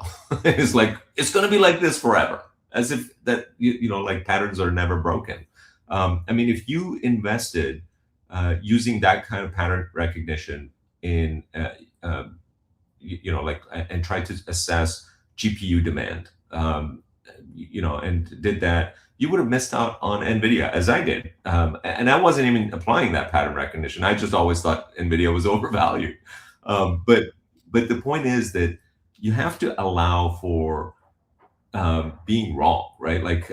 Clearly I can be wrong in my expectation of Micron just doing status quo, meaning like I don't expect them to even grow. I want them to just produce this amount of revenue and profits, and that's the basis under which I am investing. If they grow, that's all gravy and additional sort of upside. But all indications in terms of AI spend and CapEx spend on data centers and the investments that the hyperscalers are making, but besides hyperscalers, the investments that nations are making, the investments that every company in the world is making, is that they want more AI. Right. Meaning they want AI to do more things for them. I want AI to do more things for me personally. I'm sure you do. I certainly am using AI more today than I did 1 year ago. So all of the patterns, if you want to do pattern recognition, is that all of the patterns indicate that we will be doing and using AI in a significantly greater way 5 years from now than we are today. Now, the question is, can the supply of all of the chips that we need and the data centers that we need going to keep up with the demand for the next 5 years and exceed the demand? Everyone every smart person that I know, whether it's Elon Musk or Sergey Brin or Larry Page or Jeff Bezos or you name it, every one of those smart people think that no, it's not going to be like we're going to be supply constrained, AI data center constrained. Who are the people who are like, no, this is just too much. It's a overblown thing. Michael Burry. How often has Michael Burry been right? You know, or Jim Cramer, like who freaking flip flops every single day on his show, is like, oh yes, buy Micron. Oh no, sell everything that's data center related. I mean, the clowns in our industry, meaning in the financial industry, are the ones who are flip flopping back and forth between, no, this is like never going to end, and oh yes, it already ended, and like it's all about to sort of like fall apart, just like the .com bust. So if you take away the noise and just listen to the smartest people around, those people have not had disagreements, whether it's Jensen or Elon Musk. Again, like those people think, and they're betting their companies and farms on the fact that it's all going to continue to grow over the next at least 5 years. Some of them are making 10-year plans. Some of them are making plans for putting data centers, 1 million data centers in space, right? So yeah, take all of that with. It's wild to me that, of course, Jensen wants to talk his own book. He's the seller of these GPUs. But the purchasers of these GPUs, the OpenAIs, the Anthropics, the Googles, are also saying we're going to continue to buy way more. That's you right. know, Right. We have no slowdown. Our CapEx is going to expand significantly. But going specifically onto Micron, because I have so many questions about this name. We've gone from, what was it, 1255 down to 815, roughly a 30+% drawdown on this name. The earnings that we've seen in between those two periods ended up showing, and I'm on Earnings Hub right here, but an 18.4% revenue beat by Wall Street expectations, 24.3% EPS beat, $25.11. And those numbers are pretty incredible, because that 18% revenue beat is like $6 billion, by the way. Like if you annualize that, that's a $24 billion business. That's like half of a Netflix. They beat their estimates in one quarter, which were already expected to be $10 billion up from the previous quarter, $10 billion new revenue. They beat it by an additional $6 billion. So the beat by itself was, half the size of the market. The increase, or Netflix, half the size of Netflix. The increase, meaning $16 billion increase from quarter to quarter. If you again annualize that, that's a $64 billion business, significantly greater than Netflix, and probably actually significantly greater than, let's put it together, Netflix and SpaceX combined. Right? That's how much their beat was. Right? So Netflix had $18 billion of revenue in all of last year. Not Netflix, SpaceX had $18 billion of revenue in all of last year. And these guys increased their revenue in one quarter by almost that much. Now, and if you annualize it, it's 64 billion. So absolutely unbelievable. Now, if we look at the forward PEs, I think we're probably around like 6 times, maybe even a little bit lower after today's sell-off. there are concerns that people have, whether that's new breakthroughs like 3D DRAM or new competition out of China. I think it's CXMT. Mhm. How do you address any of these concerns? You're heavily invested. How do you look at these sort of problems that other investors are taking very seriously? Well, I mean, the reality is that the demand is outpacing the supply worldwide. CXMT in particular, I think Shai had a post about it, that they have roughly an 8% DRAM share of the DRAM market. And they primarily operate in China. Currently, they can't sell in the US. But assuming they did, that doesn't mean all of a sudden they can supply the other 90% of the market, right? Like they would need fabs that take several years to bring online. It's the same problem that Samsung, SK Hynix, and Micron are facing right now. That's right. These like all these companies are state of the art. Like Samsung is no chump. SK Hynix is no chump. I'm not invested in those companies largely because they're South Korean, and there's a American version that I can invest in, Micron. But these guys know what they're doing. And by the way, all three of those others compared to CXMT are significantly ahead on their technology than CXMT is. So is CXMT all of a sudden going to provide all of this memory supply of the world's needs based on the sort of current demand growth? Of course not. So that part doesn't concern me. Let's sort of like take some of the other sort of bear cases on Micron. For example, the Google algorithm there was a Google algorithm that came out in, I think, April or so, that there was an article written about how Google AI algorithm made memory use 6 times more efficient. And the market, TurboQuant. Yes, thank you, TurboQuant.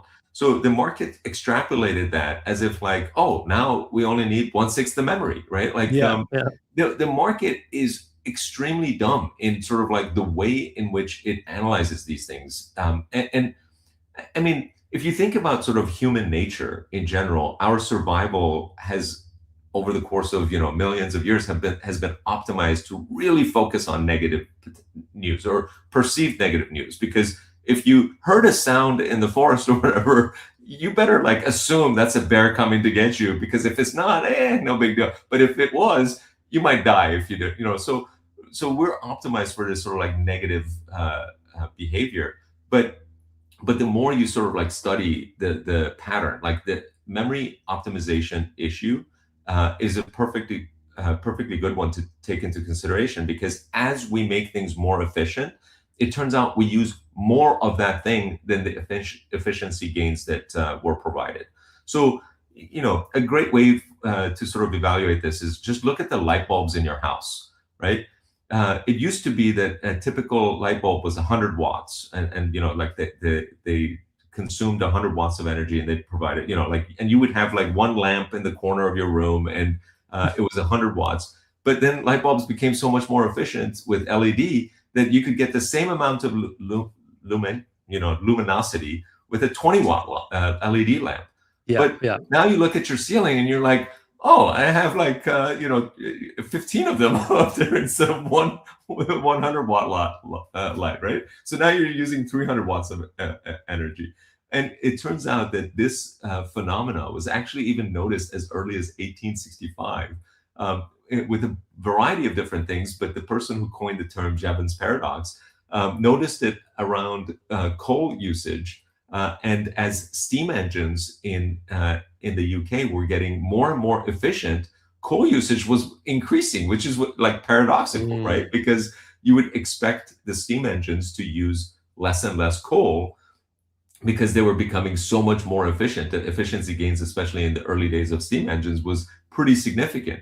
So he's like, why is this happening? So, and of course, like when we step back and we realize, well, the reason that happens is because there's way more need for that thing that was getting more efficient than the market showed on the original cost of things, right? So again, you can think of this in the computer sense, right? In 1965, the entire world had less computing power than a calculator that you could fit in your pocket right now, right?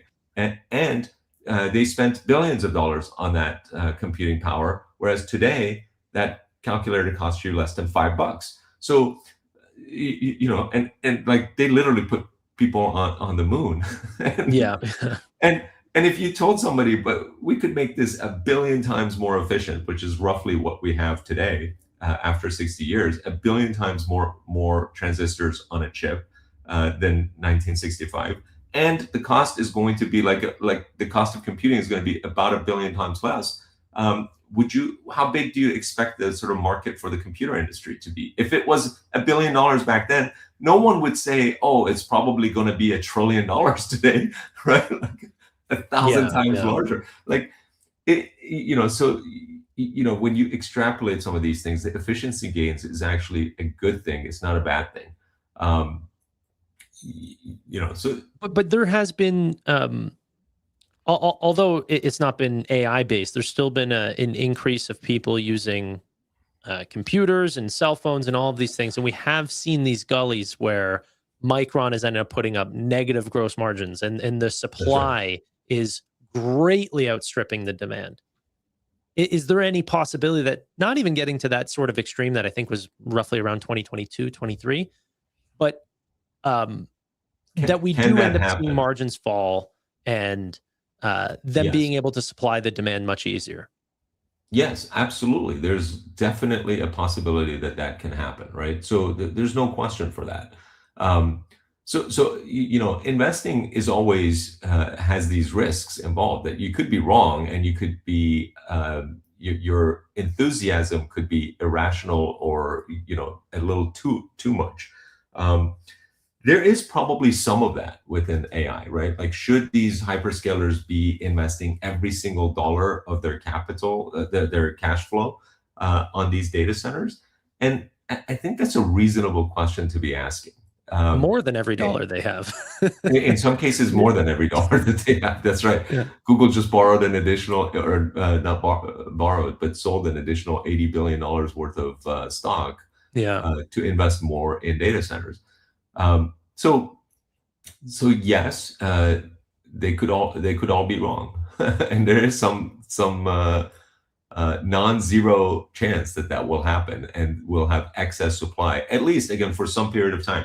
Well, you know, for example, in the .com boom, there was a lot of investment that was happening with respect to fiber, and sort of the expectation of bandwidth utilization was such that it was going to grow substantially, and it actually did. But there was a period of time for a few years where we had more capacity than we were using after the .com crash happened.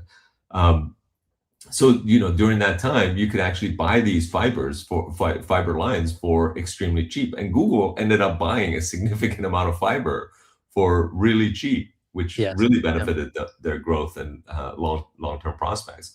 So, you know, there's a chance that this will also happen within the AI industry. What is that chance? It's hard to speculate on. Obviously, people like Michael Burry are thinking that the chance is really, really high, and it's about to happen tomorrow. But the reality is that people like Michael Burry have been extremely wrong for many years now, and their performance and predictions have really fallen flat for long enough to where they're almost as good as a broken clock in terms of trying to determine what the time is. What do you think about his depreciation theory that the new chips that are going to come out from Nvidia are going to be so much more powerful than the last, that we're essentially, it would cost us money to run amperes or Hopper chips or these sort of things, and that it would just be way more efficient to only run Blackwells or Vera Rubins for 2 to 3 years. And so everyone's depreciation schedules are completely off, depreciating chips out 6 years when really it should be 2 or 3. So, I mean, that has already been debunked, because the H100s that were bought 4 years ago are still in use today, ironically, at a higher rate per hour than they were 4 years ago. So it turns out that 4 years later, they're not only holding their value, but they may have even increased in value to some degree. Like a data center that has, a million H100s or whatever, or even 100,000 H100s, is still holding its value 4 years later. And after 4 years, these guys have already depreciated it more than 60%. So meaning the data center depreciation by all the hyperscalers is roughly 6 years, if I'm not mistaken.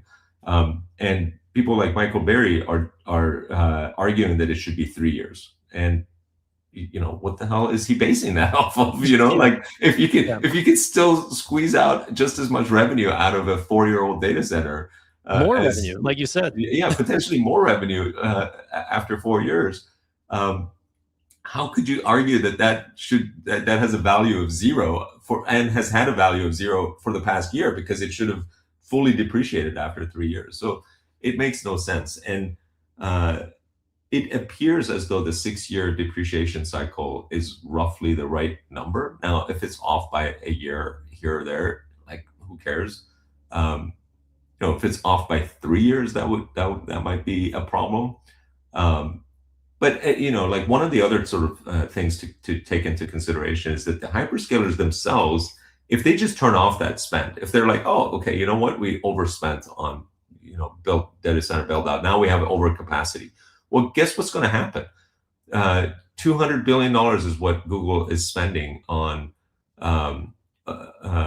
data centers this year. So if they turn that off and they're like, oh, we're only going to spend $50 billion next year, that $150 billion goes to their cash flow, and they actually have that kind of profit. So they'll actually create that much profits and cash flow that will be added to their cash balance. So assuming that their revenues stay flat. That's actually something that I wanted to pivot to, is some of the purchasers of a lot of these chips and memory. A lot of people are saying that all this spend is currently not yielding results, but it's not based on the tokens of today. They're buying the chips of the future. So one of the biggest purchasers of these chips is Meta, another major name in your portfolio. Can you talk a little bit about your thesis for why Meta is, as I'll assume, is undervalued here, and why you're betting on it? Let's pause for a moment and talk about the assumption that these investments have not yet resulted in actual revenues. Sure, because that assumption in itself is so false. We have two of the largest and fastest growing tech companies in history who combined between Anthropic and OpenAI now have an annual recurring revenue run rate of over $100 billion annually. So no company in history or companies in history have gone from like zero to close to $100 billion or over $100 billion when you combine them. But Anthropic is on track to potentially end the year with over $100 billion revenue run rate on its own. No company in history has ever grown this fast. So that's just purely from AI, right? Both of those companies' revenue is purely from AI because they don't have anything numbers, else. by the way, because I definitely hear from the bears sometimes that those numbers are juiced up and are not real. For example, But juiced up by who?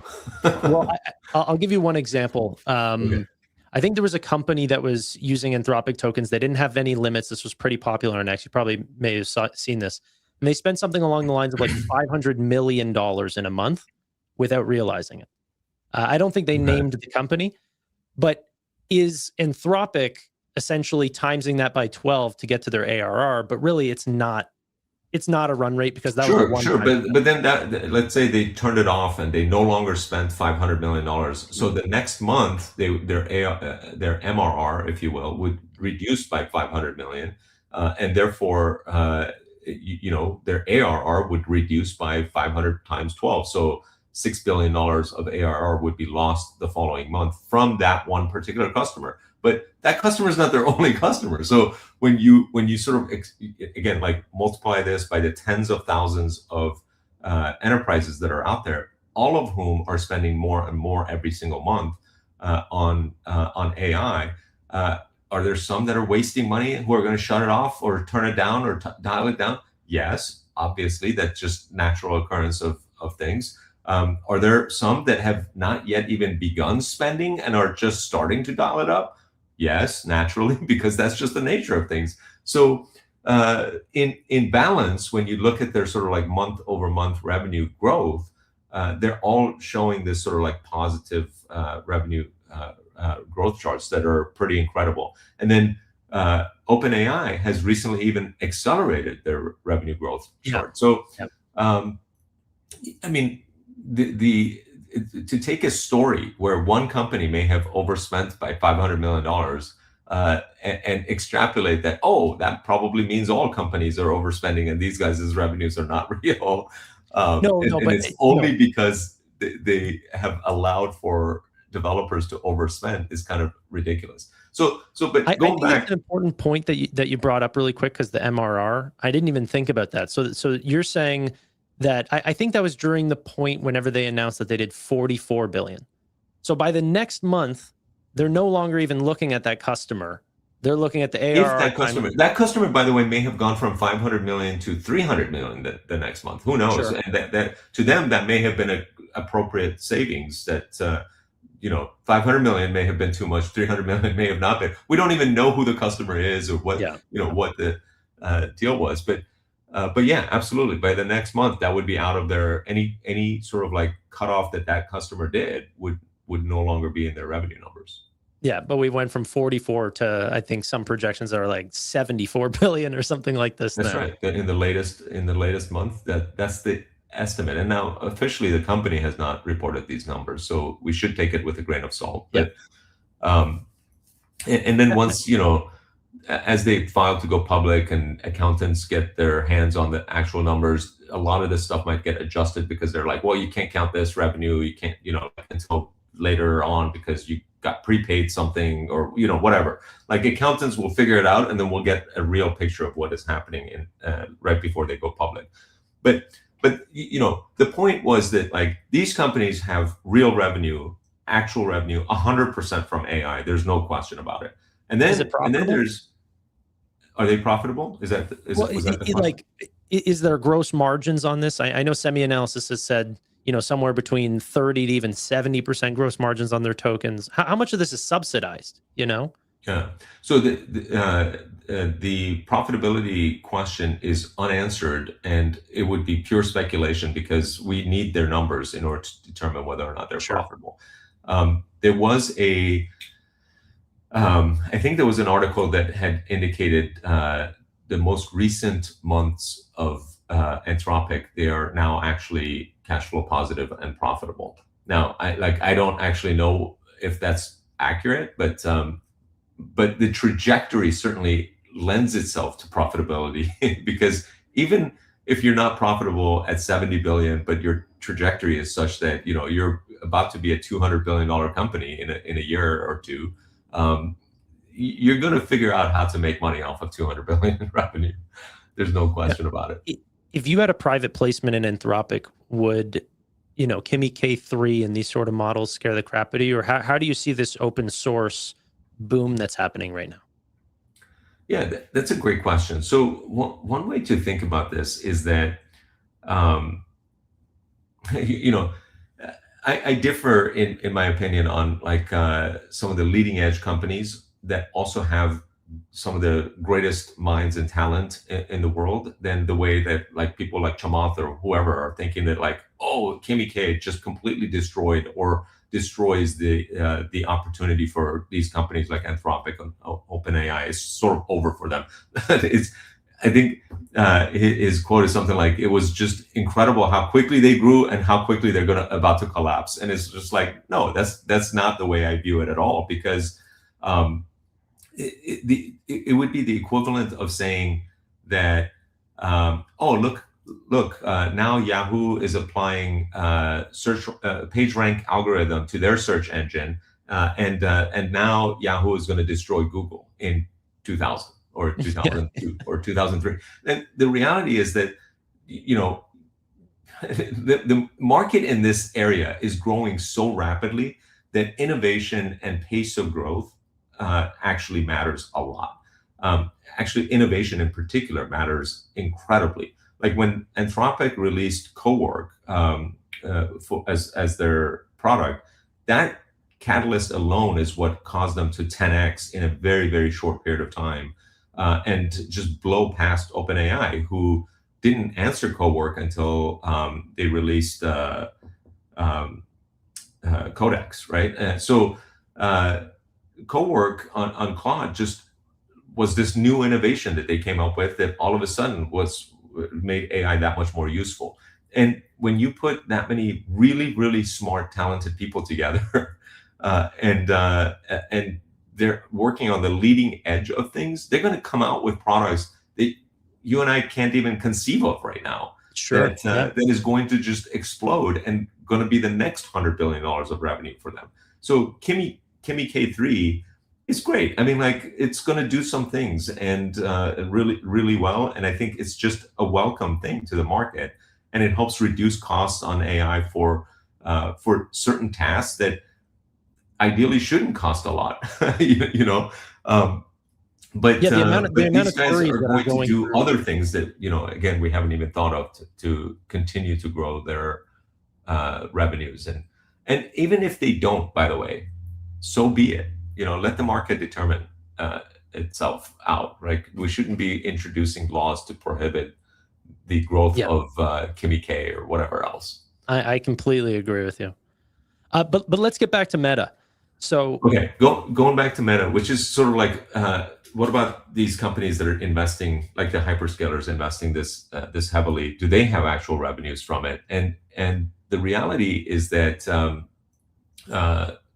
companies like Meta, Mark Zuckerberg, has come out and told us that they're using AI internally to improve their feed, their Instagram feed, Facebook feed, and to make improvements to WhatsApp. That has increased usage of those products. But moreover, they're also using AI to serve better ads and to make it easier for their advertisers to fine-tune their ads, to just sort of like say, here's what my goal is, can you figure it out? And they're using that AI capacity to do all of these things that has accelerated their revenue growth and profit growth. So if Mark Zuckerberg is telling us that AI is helping them increase their revenue at a faster pace than before, and by the way, their latest quarter is like up 30% year over year, versus, you know, a year ago they were growing at like 15% year over year. Yeah. When you're talking about these kind of like large numbers, 30% year over year growth when you're a $200 billion company means you're going to grow another $60 billion. That's what 30% means. So if you're growing an additional $60 billion of really high margin business, you know, like revenue for your company, should you be investing, you know, like heavily into what is enabling that? Yeah, of course you should be investing heavily in what's enabling that. So the return on investment is pretty incredible, even though their direct revenue from AI products is minuscule, or you know, in single digit billions. And that's the smart glasses, which they're pioneers of, and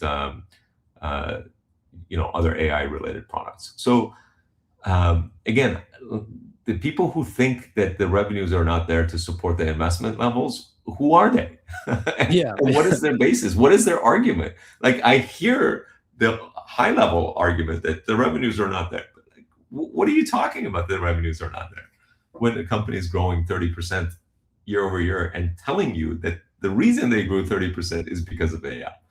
So. Now, I have so many Meta specific questions for you. So first off, you talked about the glasses and all of these things. Some of the ventures that Zuckerberg has gotten into recently, mind you, I am a bull and do have a position in Meta, but you know, Horizons or some of these things have been big flops, and that Mark Zuckerberg is not opposed to making big swings on something that he does not have guarantees on. Yeah. Does that concern you for the glasses, for you know, the new AR glasses that have the screens on them and stuff? Are you concerned about some of the big swings that he takes? Let me look at Meta's profitability real quick. I think Meta made something like $75 billion of profits in the last year, despite the fact that Mark Zuckerberg is taking these big swings and wasting quote unquote, wasting money on all these sort of pet projects or R&D projects that have gone nowhere, such as Horizons or whatever. So two views on that. One is, okay, let's say he's wrong about every single one, and at some point they turn him off. So then they'll have even more profits than the 75 billion, right? Because he's spending tens of billions of dollars in these experimental things that so far have not gotten anywhere. And then the second view is that, but what if they do go somewhere and one of them is a huge success? And when you're an entrepreneur and you build a business, one of the things that you quickly realize is that you're generally wrong the vast majority of the time. Me building my company, I was wrong probably 9 out of 10 times in terms of like a feature that I was very excited about to build into our product. And I was like, oh, this is going to like really accelerate revenues. It would do nothing. And a marketing plan that I was like, oh, this is really going to like accelerate revenues, would do nothing. But the wonderful part about asymmetric returns is that the one time that something works, it might have 100-time return on investment, right? Sure. Or 500 times. There's no limit. It might have 1,000-time return on investment. So it makes up for all the times that you were wrong. So to me, a CEO that doesn't take swings at the bat is the problem, right? And basically, non-founder CEOs tend to not take a swing at the bat. They tend to be like, I'm going to optimize for profits and revenue where things are today, and continue to sort of like build from the existing businesses and figure out how to squeeze every dollar out of every customer that we possibly can. That's how most businesses operate, by the way. Fortunately, not founder-run companies, which is why I tend to lean towards founder-run companies as an investment, because they are taking swings for the fences and they're constantly trying to figure out like, what else can we do? Let's try this. Let's try that. And guess what? They're going to be wrong most of the time, and that's just part of the game and expectation of mine, at least. So for the most part, if you were to look at a lot of the Mag 7 revenue, excluding Tesla and the outliers, but I mean the Googles, the Microsofts, these are very diversified businesses. Right. Facebook has advertisements, and that's pretty much 99% of their revenue. Right.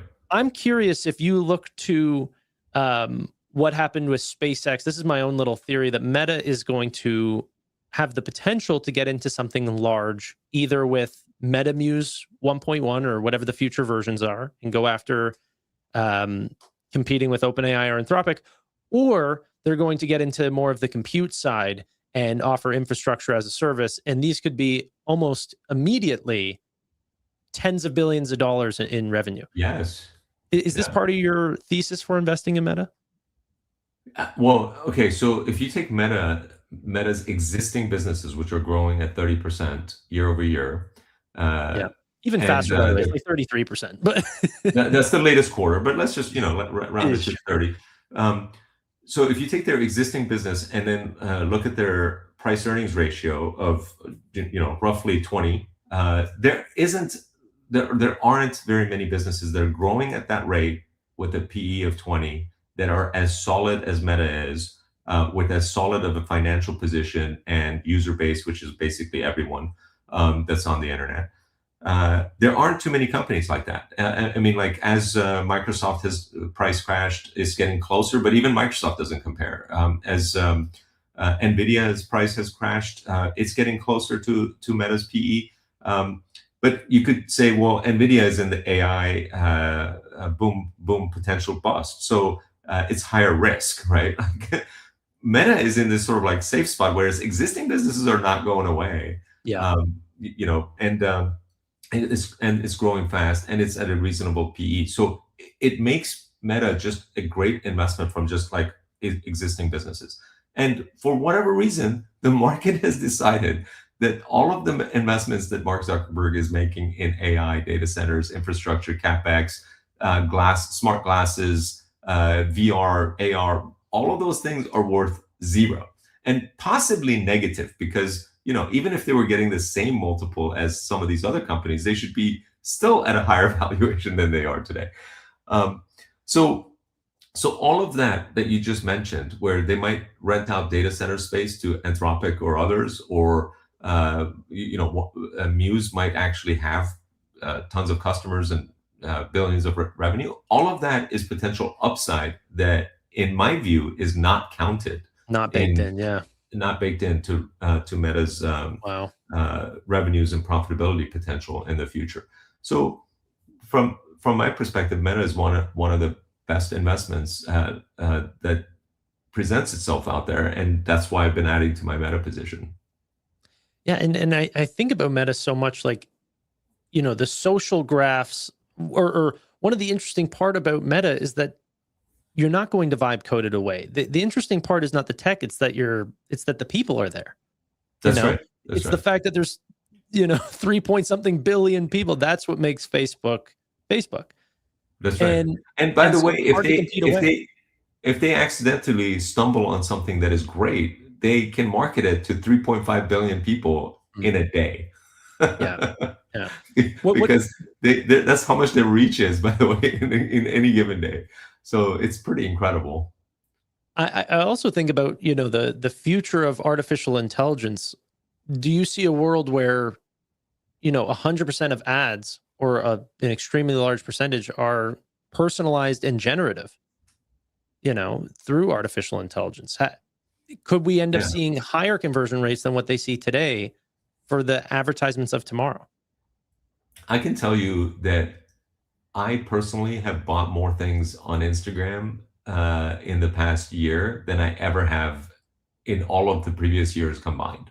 I don't know if it's because of AI or what, but I used to never buy things off of Instagram. And it's not that I didn't see ads before. It's just that they've gotten so good at knowing who I am, what I like, and marketing the right things to me. And now I'm like finding myself, oh yeah, I need those. Oh, swim trunks. Oh, that's like, how do they know? Oh, these t-shirts are perfect.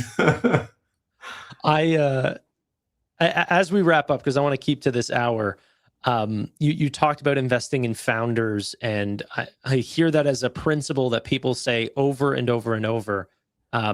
What are some other principles that you have that you try to stick to whenever looking through your investments? How do people find the next Robinhood, Meta, Micron, for example? Yeah, great question. I think like one of the things that it's easy to forget is that even great companies can be extremely overvalued, right? And this is a lesson that we all, the people who went through the dot-com bust should have learned, is that great companies can still be overvalued. Amazon was a great company. In the dot-com boom, it was so overvalued that its valuation went down by 95%. 95%. That is like an unbelievable amount of market cap loss. Like if it was, and I don't know what its valuation was at the time, but if it was $1 billion, it went down to 50 million. Like it would be the equivalent of getting $1 billion company for $50 million, right? So valuation matters, and it didn't reach the same valuation again for another 8 years. So you would have had 8-year time span to buy Amazon for a better price than if you had bought it at the dot-com boom. Now, one cool thing also that you can get out of that is that if you are buying a great company who continues to stay great for a long period of time, eventually their valuation will go up beyond what you might overpay for. But ideally, you don't want to overpay. So that's a lesson that sort of like I learned, is that I don't want to overpay for great companies. And that's why I'm not in Tesla. That's why I'm not in SpaceX. I view those companies as great companies, but their valuation became way too high for their current performance. And then it just so happens that in the past few weeks, their stock prices are starting to reflect the reality that, okay, maybe it's not a generational investment to buy a $2 trillion company, despite how great it might be at the time of IPO, right? I think that's an important lesson. Include a little bit of a margin of safety whenever you're That's very right. Charlie Munger-esque, I guess, eh? Yeah. Yeah. Yeah, Hamid, you know what's funny? Charlie Munger and Warren Buffett have like the absolute best investment quotes and discussions, and they basically lay it out there. If you want to learn about investing, go listen to those guys for talk for an hour or two, and it's just so fascinating to listen to them, and you'll learn everything you need to learn about investing. It, and then just apply it. Right? yeah, Like, yeah. you know. Yeah. So, Brother, I really do appreciate you coming on. I put your link in the comments. If anyone wants to go hear more from Hamid, he's on X. Any last things that you want to say? Hopefully you had a good time chatting with me. it was great. Thanks, Tanner. Thanks for having me. Appreciate Thanks, it, man. brother. I'm going to All right. continue on, but hopefully you can come on another time. Sounds good. Take care. Bye. Thanks, man. Ladies and gentlemen, that was freaking awesome. I hope you guys enjoyed that. Hopefully we have some more amazing guests on in the future and that Hamid actually ends up coming back. Please give him a follow. He's a lot of the people that I follow myself in terms of these people who remain extremely calm while the market capitulates around them with just, in my mind, obvious, sensible, investing strategies. Will the products continue to be used? We're using them. We're seeing that the companies that are using them are being extremely profitable. I buy.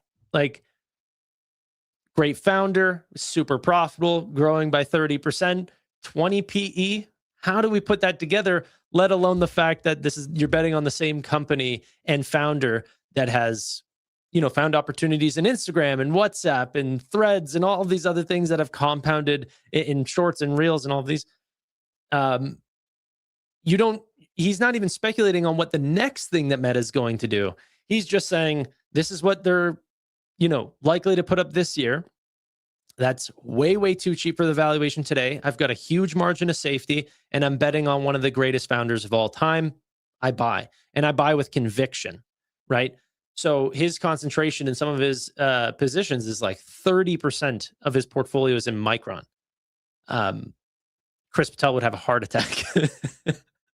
But it's the same person that, was talking about it at 250, 300, that type of concentration has led him to have, outsized returns, 68% compounded annual growth rates. A lot of these bears talk a lot. Okay. Michael Burry can talk his book all he wants. He is not, he is not returning what Hamid is doing with an equity only portfolio. That's why I didn't bring on someone who's ultra bullish without showing his returns. This dude has an unbelievable, portfolio. And obviously pretty simplistic in his investment strategy. He's so calm because he's sold many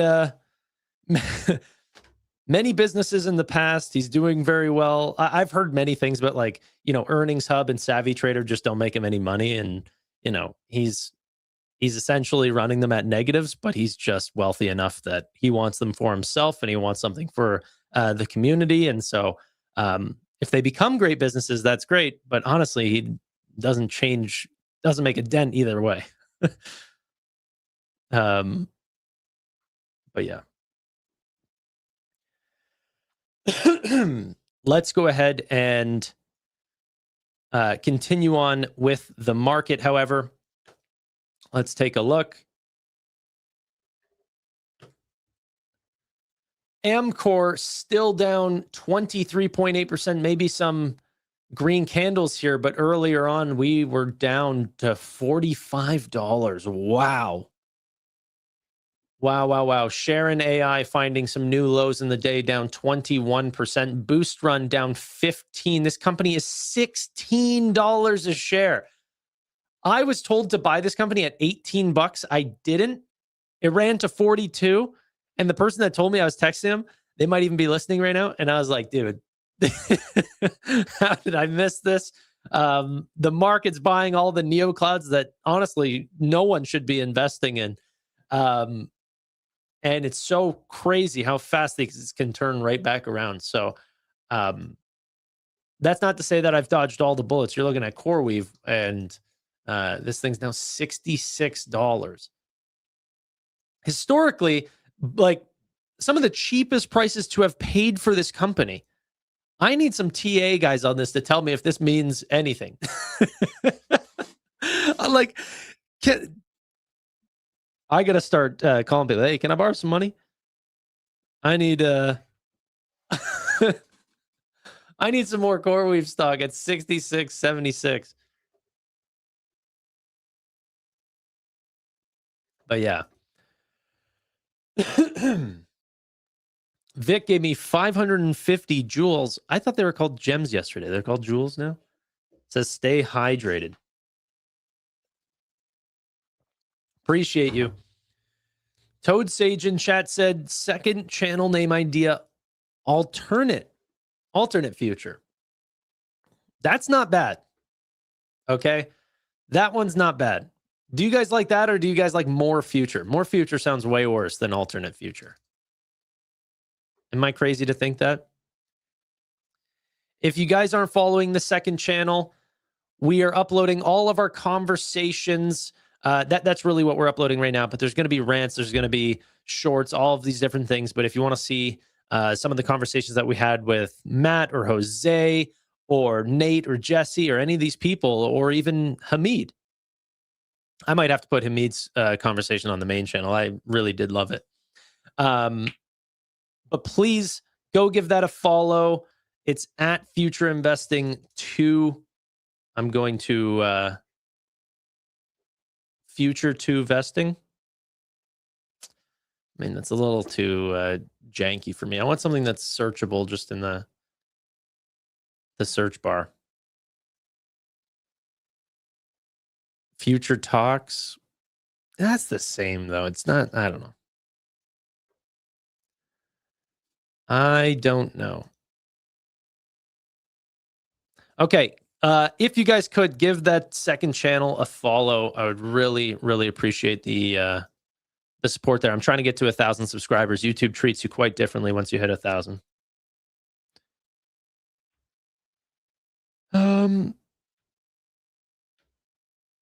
Rug pull future. Yeah. Lately, yeah. Yeah. It's been rough, but honestly, this is what happens in these environments where you see a ton of very speculative upsides, like Palantir is down. You can't point to me a reason that I would think is believable on a more profitable, fast-growing, needed service in this market. Jesus, mostly power. Gifting 5 Future Investing memberships and also giving himself a membership. Thank you so much, brother. I appreciate that. I just asked for you to subscribe to the second channel, but that works too. But yeah, Palantir selling off. Many of these companies are rotating into, software names, but not any. It's almost like people are just betting on if you are connected in any way to artificial intelligence, even though Palantir does not pay for this. They don't have the CapEx. They don't have the spend. They don't have any direction that people could potentially look to and say, hey, I don't want to be betting on that. I don't want Palantir to bet on that. What?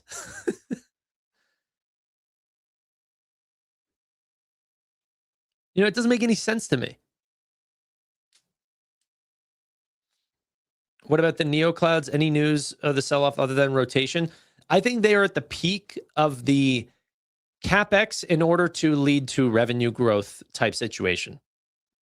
So people are going to be worried about margins. They're going to be worried about depreciation. They're going to be worried about, sustainability. Can you pay for this? Can you pay for the debt? All of the biggest concerns that people have in the AI trade, the Neoclouds are at the epicenter of all of them. that doesn't mean that it makes them uninvestable. It makes them high risk. If that risk ends up not becoming fruitful, which a lot of them are tied together under the same sort of theme, okay? If that risk is, doesn't become true, then what you're looking at is companies that are growing anywhere from 150% year over year to 500-600% year over year with growingly increasing margins.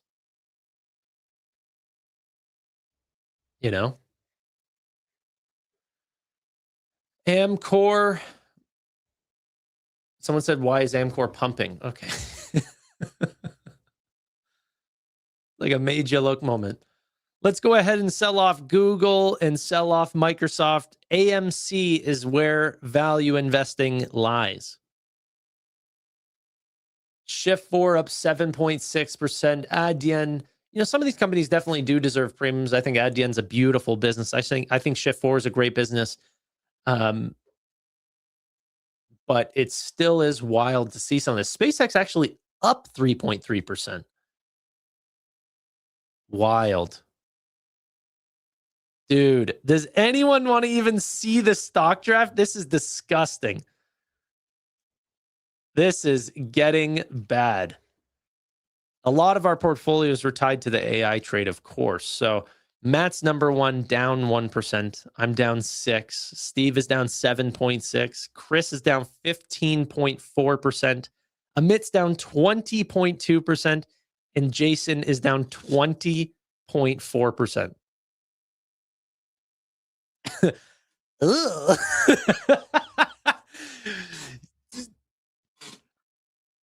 Damn, dude. That's brutal. And we follow these guys. Just show me your portfolio from June 18th to now. I want to see. It was like the start of the sell-off. It was like peak. We started the draft and then it was just down from there.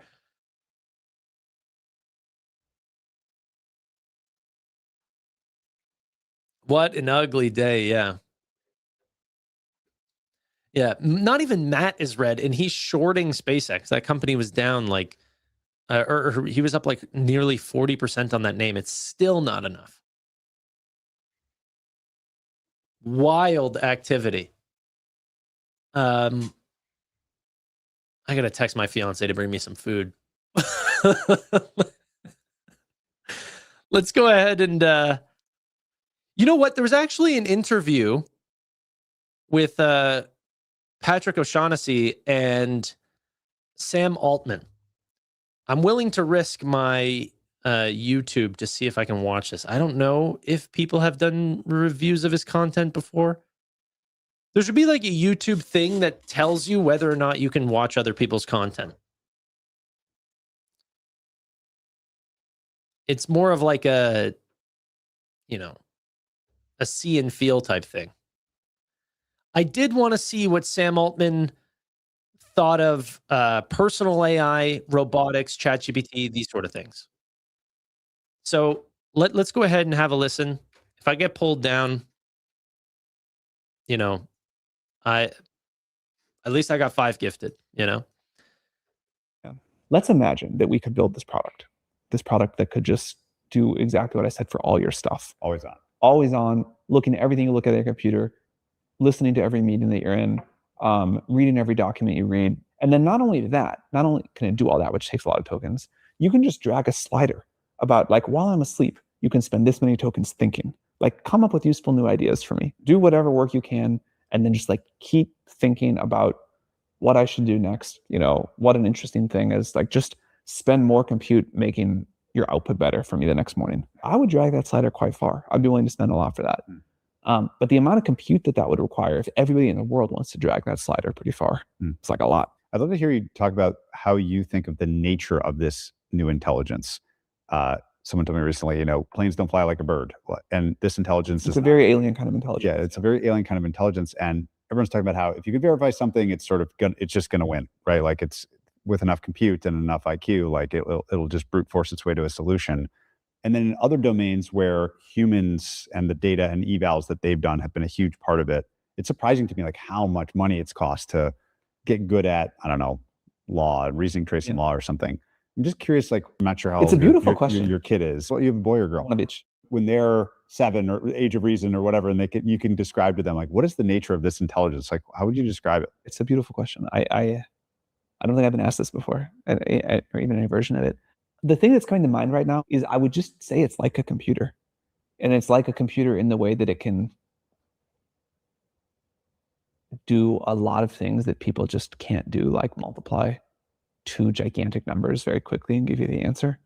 And then it cannot do some things that you would very easily do. The number of things that it can't do, I expect to keep receding. But in an evolving world, I think human judgment and taste will continue to be hard for AIs to model, like where that's going to go. I don't have the right word for this. It's not quite. I care less about this answer than some of his comments on robotics. That's really the one I also wanted to hear about. Or something. It's not. I'm curious how you think about robotics. Like you mentioned earlier, at some point, if we had automated labor in the same way we're going to have automated intelligence, things might get even crazier. The labor market's much bigger than the white collar market. If we don't have it, then things get really crazy. If the role for people in the world is to be like the actuators of AI in the cloud, bad. Very bad, very bad. So I think it's like much crazier if we don't get it than we do. It's an imperative. Help me understand your sense of progress in that, because unlike in AI where everyone is now kind of on the same page of like it's going fast, you can find extremely smart people that say it's like end of this year, and you can find extremely smart people that say it's 20 years from now or something. It's not 20 years. I would say we get the ChatGPT moment for robotics in the next like 2 or 3 years. What would that be? Like, do you know what that is? Something where most people have like a real wow, not like I saw this video of a robot dog doing something crazy, but I was somehow able to convince myself that a really important thing happened. One of the things about the ChatGPT moment was that you could just go use it. Yeah. Like you didn't have to like believe someone who said AI is coming soon. You could just go try it. Yeah. That's going to be interesting. The ChatGPT moment for robotics is in 2 to 3 years.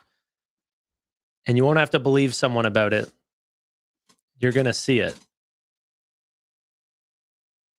Wild.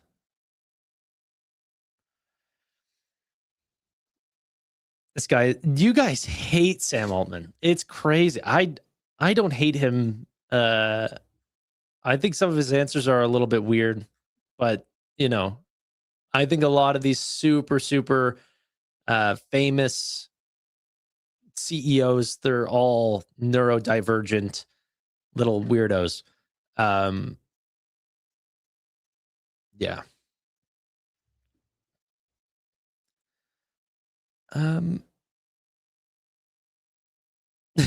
As trustworthy as SMCI. Okay, bro. Oh gosh.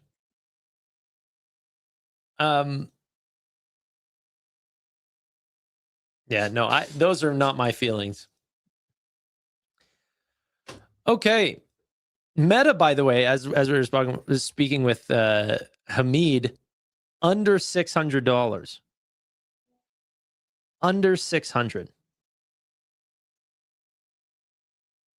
Bro, you're kind of a weirdo. What are you talking about?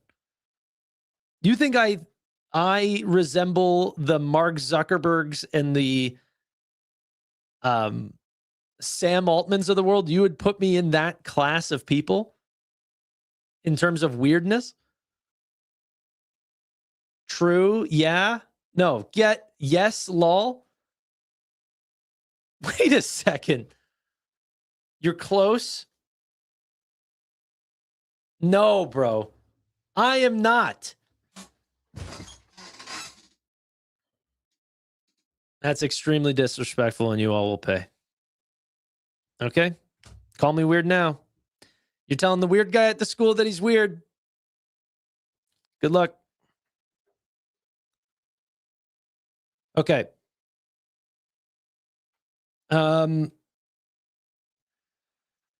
Let's go ahead and UPS, I don't care about any of this. The freaking AI trade is selling off, and they're talking with Pulte Group.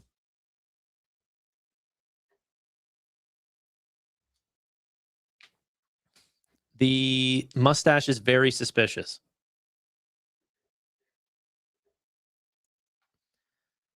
All right. Let's go ahead and I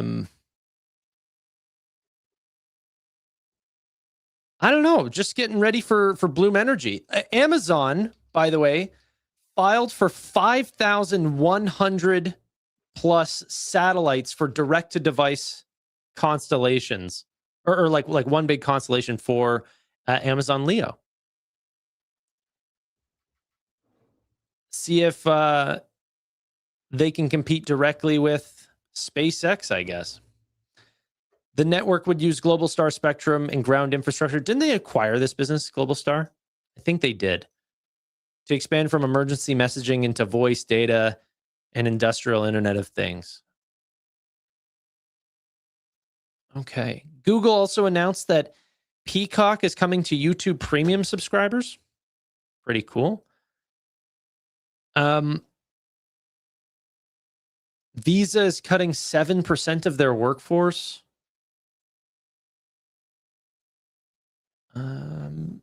Is that making Visa go up? Visa up 1.85%. Maybe that'll help me in the draft a little bit.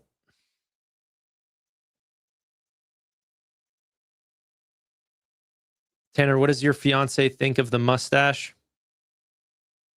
I don't know. I'd have to ask her and care about the answer, but I don't. It's my mustache. Okay, it's staying on for the wedding.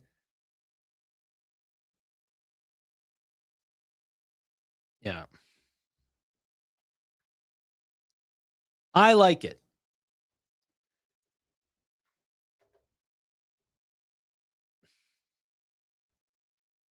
So, yeah, Visa's doing well.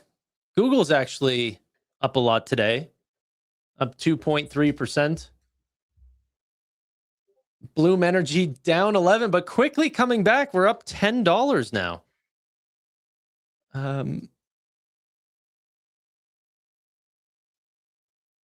Okay.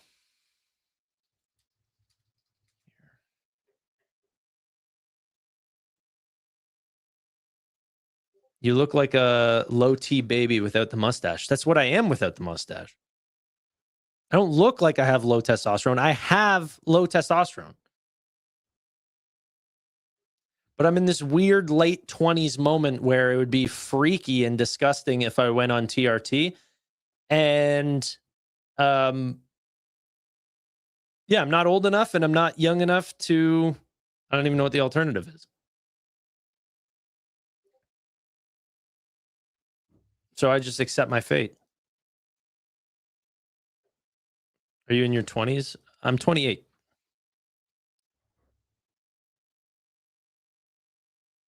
Dude will do anything but train his legs. All right, bro. Maybe you guys do know me. That's funny.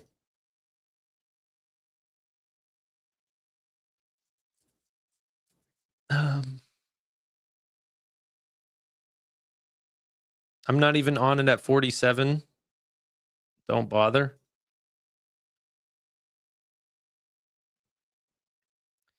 Honestly, the truth is that I need I'd work out a lot more.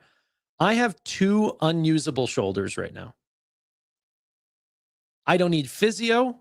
I need hardcore surgery. And I need to be out for a year. And I can only do one shoulder at a time, or else I'll literally be able to use nothing.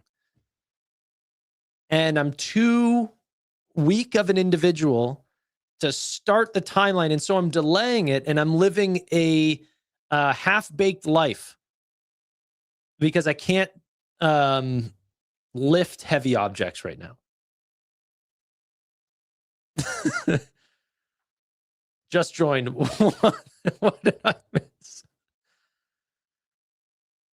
My legs work, but like, dude, you know how bad my shoulders are? I run and I end up stop running because my shoulder will hurt. Like just your whole muscles, like one big web, okay? And it will, like, that's how bad my shoulder is. It'll affect my running. But I'm still trying to get out there.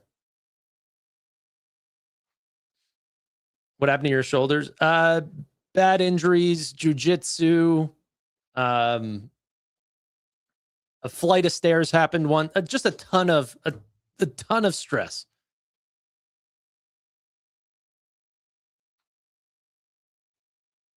So yeah. You sleep wrong or sleep too long. I love how people they give a diagnosis to my shoulders. One simple thing. You must be a doctor, bro. I didn't realize we had doctors in chat. I said my shoulders are bad, and you say, well, it's your sleep. I've instantly diagnosed you. You're a nail. If I'm a hammer, everything's a nail. All I know is sleep. You're sleeping too long. This is what I don't like about telling 3,000 people online. What's wrong with me is you get like, oh, bro, it's because you don't smoke. It's because you have a dog in your house and you're allergic. It's like whatever you had ran into, that's what you think is happening to me. The truth is, what happened to me was jujitsu. I've just had my shoulders torn out in every direction, and now the muscles that can hold my shoulder together, non-existent. They don't work anymore. Too much grinder.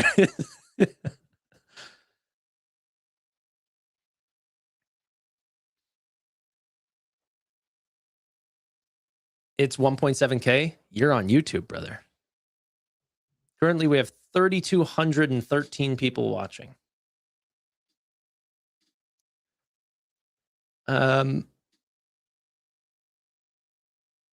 Okay. Let's see. Update. Google is reportedly pledging up to $44 billion in guarantees for data center leases. According to the information, Google last week agreed to backstop up to $44 billion of third-party data center payments if tenants default. The amount is up from about $6.5 billion at the end of September and reflects support for selling Google TPUs as an alternative to Nvidia chips to customers, including Anthropic. Sources said that Alphabet has provided lease guarantees for roughly 2.4 gigawatts of capacity across about 10 separate projects. Those sites are unfinished and the guarantees are not yet active. Company executives said that they expect TPU revenue to exceed the financial obligations created by these guarantees. Well, I would hope so.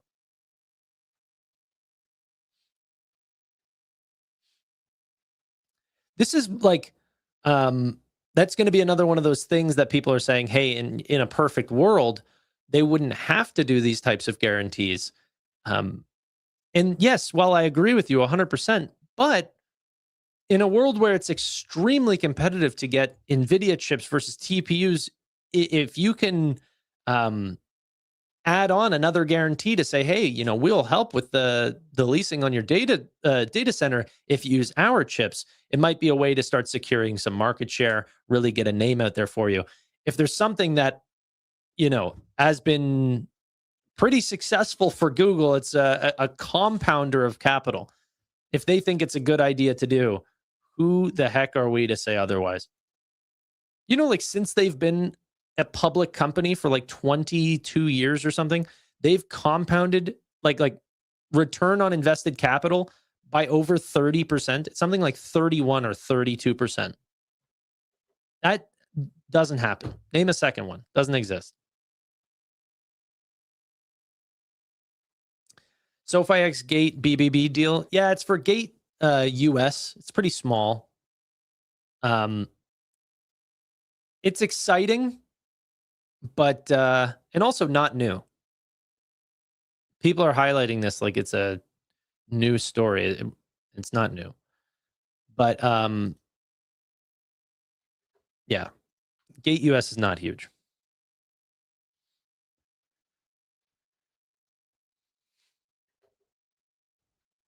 George, how you doing, brother? George, I've never seen you before. Nice to see a profile picture.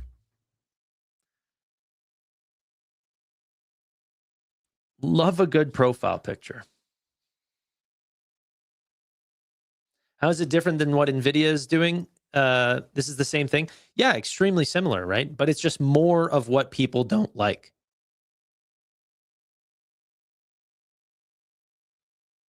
Hi, Tanner. Do you have confidence that CoreWeave will bounce back to at least 100?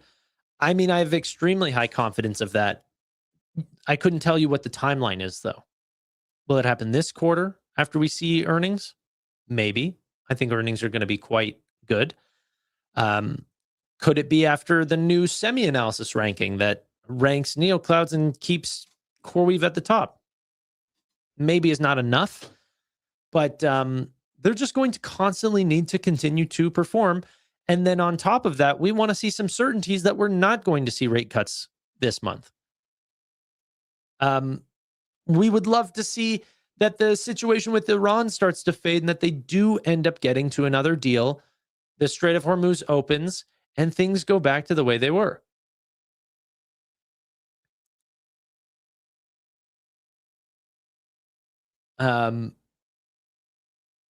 Sorry, I mean rate hikes. Yeah, rate hikes today, not rate cuts, sorry. We want to see no rate change. That would calm the market down. But yeah.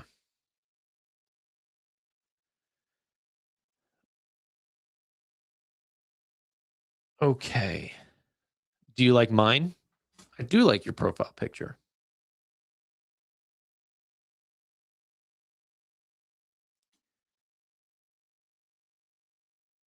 Inorganic growth, they're all competing to secure market share desperately. Desperately. I like the business that goes, yeah, fine. You know, take my product, whatever. I sure hope it's desperate. Oh, but do you know that these companies have to work for their growth? The likelihood is that a lot of those financing things will also have their own yields on them. Mind you, wait, can we talk about... Here, wait. I wanted to bring up this report from Semi-Analysis and AMD. I really want to know what the AMD shareholders think about this AMD story. Where was it?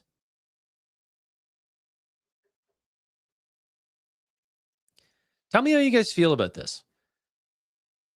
I read this and I swear I was like half sick to my stomach. AMD's warrant deals with OpenAI and Meta usually get described as equity sweeteners. Little cherry on top. Run the math and these look more like a rebate that matches the price of the compute itself with up to 105% discount for OpenAI. Per AMD's 8K, the warrants vest in tranches that are tied to share price, topping out at a $600 hurdle, and can be exercised for 1 penny, essentially nothing. So the value handed back to the buyer scales directly with AMD's stock price. Push the warrant rebate to the top tranche. So imagine we're looking at AMD at $600. Everything is vested, warrants exercised for a penny, and the implied effect discount is at a high of roughly 85% to an even 105% in some cases. At that point, you're paying the customer to take their chips and funding it with your own equity. That's a fine trade if the volume commitments moves the share price, which it already has risen to $520 on the back of an AI accelerator demand. It's a secular one if it isn't. If it doesn't. Is this not crazy to you guys?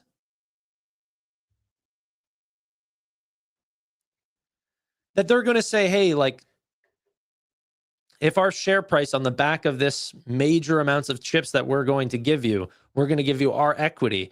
And there's a point at $600, rate at 600, where the equity that we're giving you essentially pays for more than the chips that you just gave us.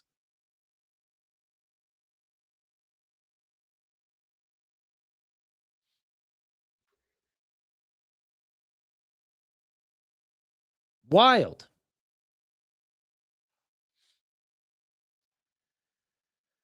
And then people put that in the same bucket as like Nvidia being like, well, Nvidia is doing the same thing. No, Nvidia is not. They're not giving away their equity. They're buying equity and then selling chips.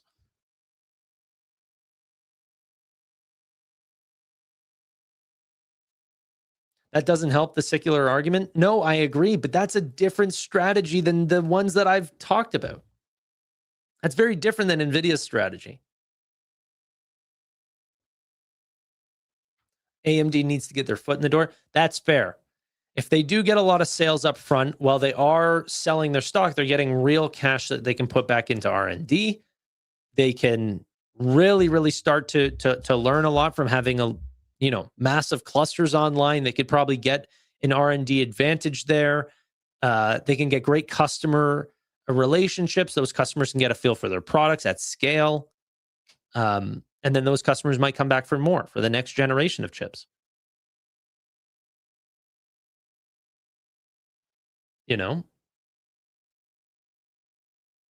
Circular financing, sorry. Secular, circular, tomato, even though they are different words.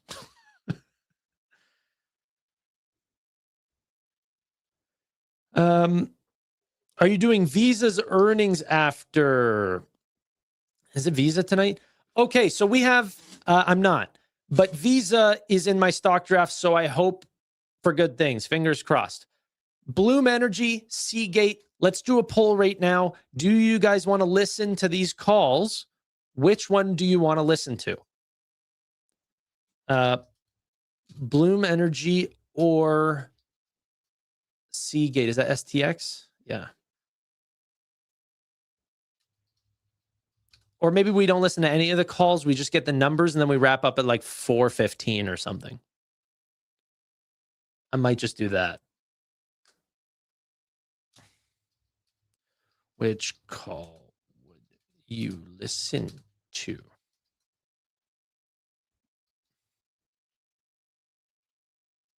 What the heck? Okay, wait, don't look at that poll that I just did. That is written wrong.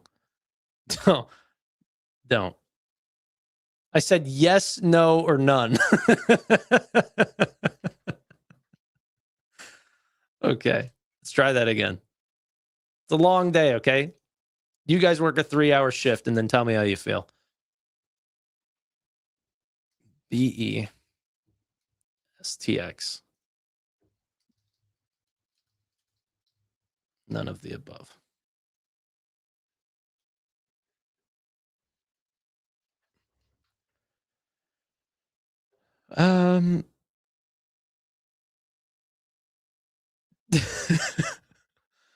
Which one do you want to listen to?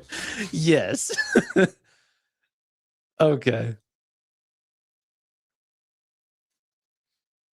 Well, not really a 3-hour shift. We're currently on 2 hours and 37 minutes. So I'm falling apart a little early. All right. Once again, I love you guys so much for being here. You've made my... Wait, are prediction markets available in Canada? Can I go in and place a prediction market for earnings?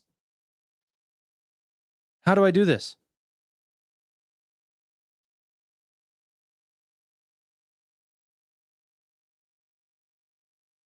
Do I need like the beta or something?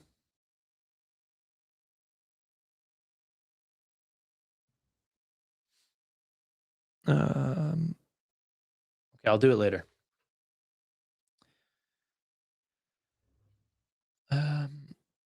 Why is the macro affecting AI over other sectors? AI getting demolished, but broader market barely down. Isn't this more of a rotation into safety?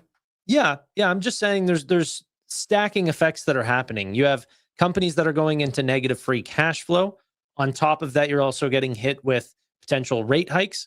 The companies that are doing the biggest build-outs are taking on just swaths of debt.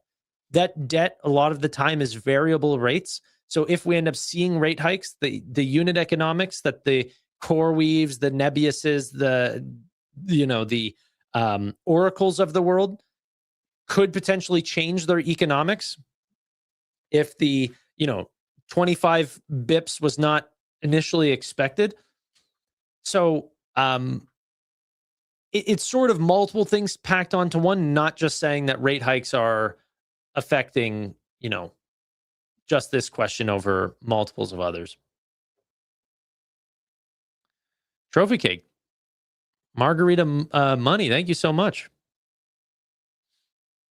Love the Jesse interview, fellow South Dakotan. Thanks, Zach. Appreciate that.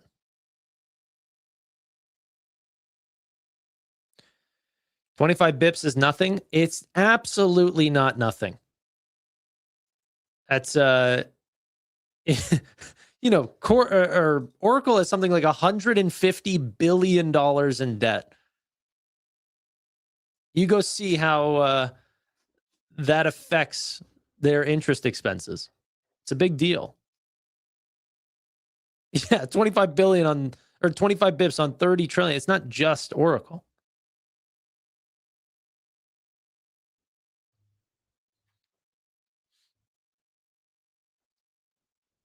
Okay. Thanks for the discussion with Hamid today. Bye. Thank you for being here, brother. Appreciate it.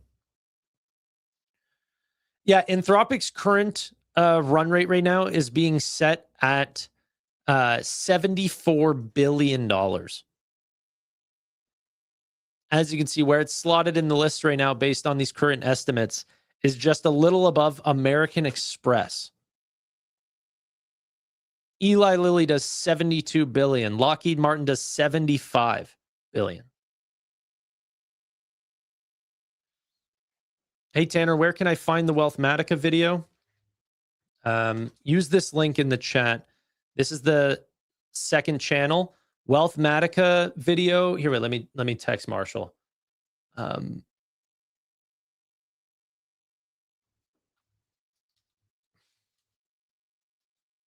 Okay. Marshall's going to upload it right now.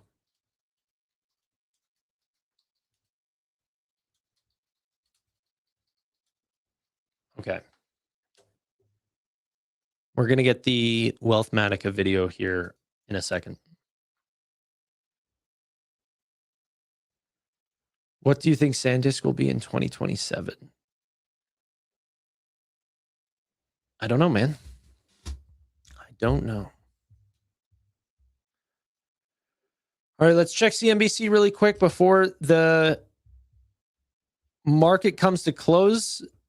Stacy Raskin was on CNBC again. Let's hear what he has to say. He's been a semiconductor analyst.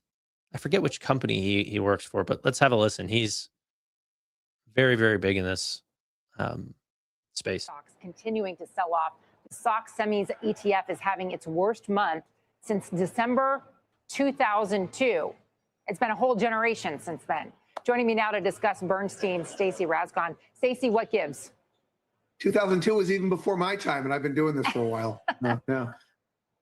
I mean, it's a long time to see the chips retreating this way.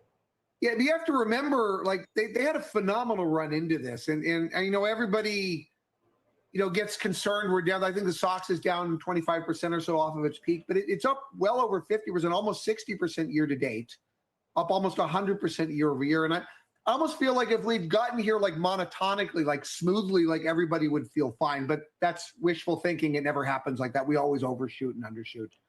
Where I still get a little bit of comfort, though, is the fundamentals, I think, still look fine. And in fact, if you look at the move year to date, it's all earnings or like even more than 100% earnings. I think with the stocks up almost 60, earnings are up almost 100% year to date. The multiples are down 20. So the stocks are materially cheaper today than they were in the beginning of the year. So far, this has been an earnings-driven rally. Again, we overshot some, and we'll probably undershoot as well. But the fundamentals, like I said, I think still feel okay. We'll see if the sentiment can kind of get back into the swing of things, but the fundamentals I think still look good. I really think it's amazing if you can get great investing advice and your word of the day in the same conversation. So I'm a fan. When we talk about what's to come, NXP has earnings this afternoon. What are you expecting? Yeah, so they do report. Actually, I think the call's at 4:30 Eastern tonight, and they're like an analog mixed signal kind of play. So they actually don't have a ton of data center. It's sort of like low single digit percentage of they're much more dominated by auto and industrial, particularly auto. So what we'll be watching for here is the auto trends. Auto's been a little squishy the last few quarters. NXP actually did see some strength last quarter. Some of their other peers did not. We've seen other peers, though, start to report so far this quarter, and auto seemed a little bit better. And NXP may be a more direct read on that, given their concentration there. So that's one of the major things I think we'll be watching there, as well as the continued trajectory on the broader industrial recovery that we've also been in. And what about KLA Corp? That also has earnings to come.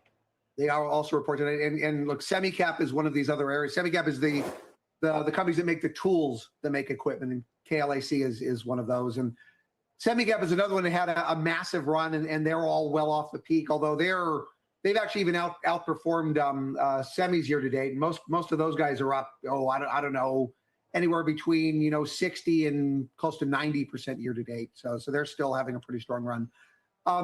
I think Semicap was one of the bottlenecks that people were playing, although I feel like it's more structural than some of the others. If the data center build-out trajectory that everybody's looking at is going to happen over the next several years, we clearly need a lot more chips and therefore a lot more tools. And I think investors have really become enamored of the space because it's pretty clear that equipment spending has to rise as we go forward. The big question in the near term is the availability of what's called the clean rooms. Like before you can ship a semiconductor manufacturing tool, you have to have somewhere to put it. And the customers have been full. I mean, their factories are full. And so they're all building clean rooms, and that takes some time to get that on. So it'll be interesting to see how much KLA and their peers can upside in the near term, given the need to finish building those facilities. So I'll be listening more, not as much for the near term stuff, but more about the commentary into 27 and beyond, and any kind of comfort they can give us that this rally in spending that we're seeing is truly sustainable. Let's bring in Susquehanna's Mehdi Hosseini. He's a senior equity research analyst covering tech hardware. Mehdi, it's always great to see you. And I mean, to me, this feels a lot like more than just a positioning shift. It feels like we priced in 10 years of returns by May. And I'm wondering now if it's going to take 10 years for the stocks to get back to those high water marks. Well, first, thanks for having me on the program. I remember 3 months ago during the last earnings season, all of these names would open up 5-10%, and they would close up 10 to 20%. So this current earnings season is very different. I don't think there are investors out there that are looking for bargain stocks, bargain hunting. I think they're going to wait till late summer. At the same time, there is so much noise. There is a CXMT that has come public, creates noise. There is an anxiety over China's ability to make memory chips. But at the end of the day, I think, in my humble opinion, the biggest variable, the biggest question mark is if commodity memory prices are beginning to plateau, is it going to go sideways or is it going to roll over like the past 30 years? Okay. I think there is enough of a demand to help commodity prices to go sideways and not rolling over. But this is very much debatable and subjective. So let me ask it. I want to make sure everyone is following this. You're saying your biggest question right now, and the one hanging over this trade, is are commodity memory prices starting to plateau? And can they plateau, or are they going to follow history of the past 30 years and collapse? What exact data points are you watching to try to figure that answer out? When you look at the consumer electronics, the memory budget has gone up due to higher prices, due to memory inflation. I think we're beginning to reach a ceiling. Just look at the headline over the past 6 weeks. When Tim Cook is out there talking about higher cost of memory, he's got enough volume to do something about it. And I think I want to eat so bad, but this dude's mic is atrocious. I hate it. Okay, let's go ahead and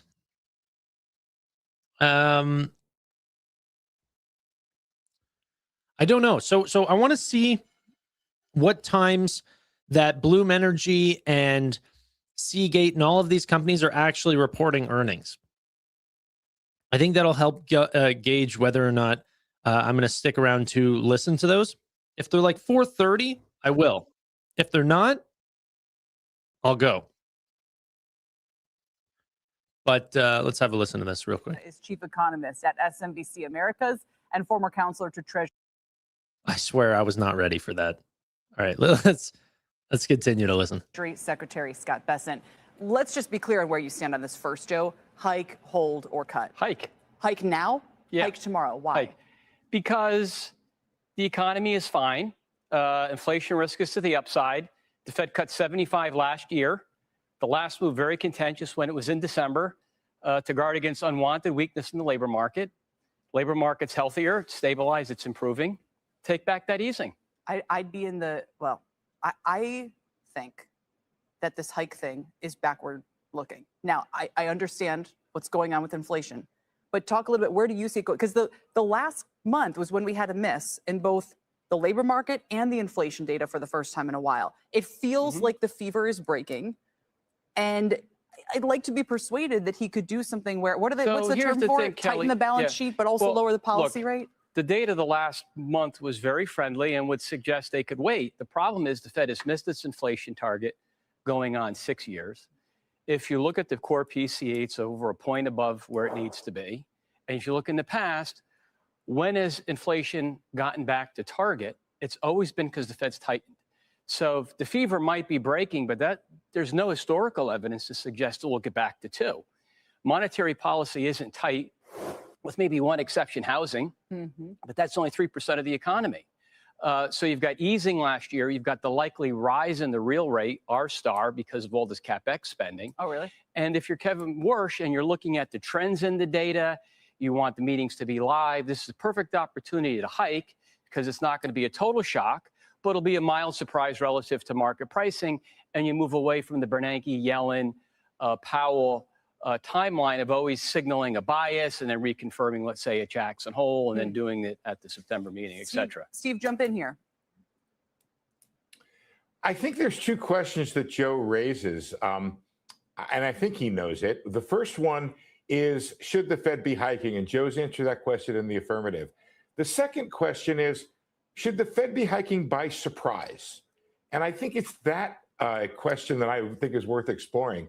If the Fed hikes tomorrow, judged by the pricing of the market, it's a surprise, at least from the Fed funds futures market. Most of the Fed observers do not think the Fed will hike tomorrow.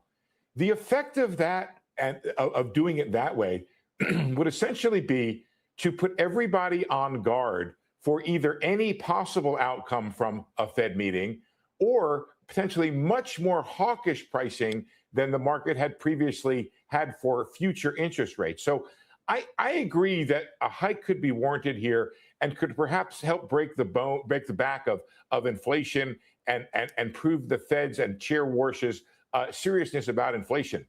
I would think, though, hiking by surprise would be a much more perilous route to go down. So I would suggest that if Kevin Warsh wants to hike rates, he ought to let the market price that in ahead of time. I bet he'd rather not tell anyone. We're watching chips. Okay. We have 5 minutes until this market's going to close. We're going to take a quick look at Bloom Energy, Seagate, Lending Club, and Visa. I'm not going to wait all the way till 5 to listen to the calls. So we're just going to see the initial results, praying that both the storage side of memory and the energy side of this AI trade does well. Bloom Energy and Seagate not seeing great results here, trying to come back a little bit into the close. Okay. Bloom is down roughly 9.3%, but 170 looks a lot better than 157, which is where we were taking a look at not too long ago. All right. That's a significantly different situation than where we were before. On the other hand, we have STX, Seagate reporting tonight, also down 8.7%. Will we end up seeing big moves? I don't know if earnings are going to do it for these names. We've essentially seen every company that's been selling off has destroyed earnings expectations, but there's been constant either one-liners that have brought down people's expectations. One-liners, I mean, in the cash flow statements or in their income statements, right? And that has essentially swayed the market to say, hey, this is a risk-off moment right now. We don't want to be betting entirely on artificial intelligence. Time to reduce our position sizing a little bit. And that's deepening today. But as we've seen, this has been constant. Over and over and over, this has been happening. The volatility is high, but what hasn't been volatile is the earnings. A lot of these companies have just continuously proven that they've been able to grow and put up larger numbers, hire more people, and contributed back to the economy. Gangster Nate says, if CoreWeave and NBIS Nvidia GPUs depreciate in 5 years and profits are delayed to 2030, can they fund replacements to stay competitive, or will recurring capex and debt trap them in unprofitability? No. Margins are improving every quarter. Okay. Well, they are getting on new GPUs that will keep them, investing for the future. The percentage of that capex can go down over time. So if they were continuously investing, not at the dollar amount, not the nominal or like the actual number, but the percentage of the overall company being spent on future capex goes down, which it will, as the company continues to scale. That is what's going to lead their interest expenses to continue to climb, but the interest rate, like the coupon rate, is going to go down, and then the percentage of the interest that's paid as a percentage of the amount of, like, let's say, gross profit that's coming in will continue to fall over time. That profitability curve will hit.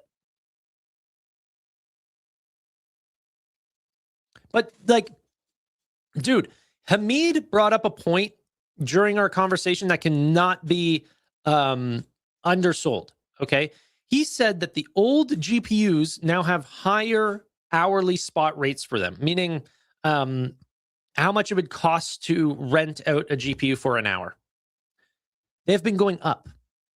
That's not the way this depreciation should work. You should think of these like used cars. The longer you use them, okay, they're depreciating assets. They should be worth less over time. Plus, the total quantity of new chips online should make it so then a lot of the money that people want to spend on chips are going towards new supply. Think new cars on the road, right? The amount of new Nissans and Hondas and GMs and Fords and all of this will affect that 2013 Nissan that you had back in the day. And that should be worth less and less over time because it breaks down over time and there's better options out there. Well, that's what's happening here, except the amount of cars that people want to buy that are just coming out, or GPUs, which is the connection I'm making here, is so high that people can't get access to new cars. So they have to go buy the Nissan 2013 that's worth more than it was at the date that it was initially sold. Hoppers are being worth so much. GPU prices are climbing up so much that what's essentially happening is that the old purchasers of those GPUs now are holding on to hoppers that are not depreciating, are appreciating. It's like you expect to buy these used cars that are worth less and less over time, but they're actually making you more money over time. It's wild.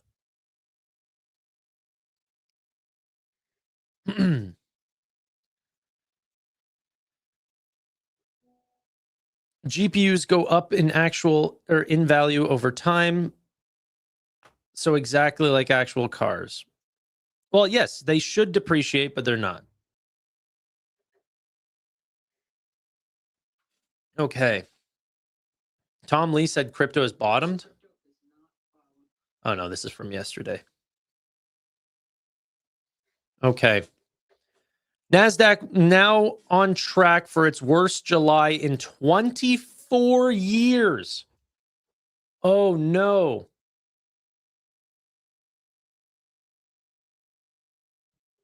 Okay, let me show you this. Worst July in 24 years.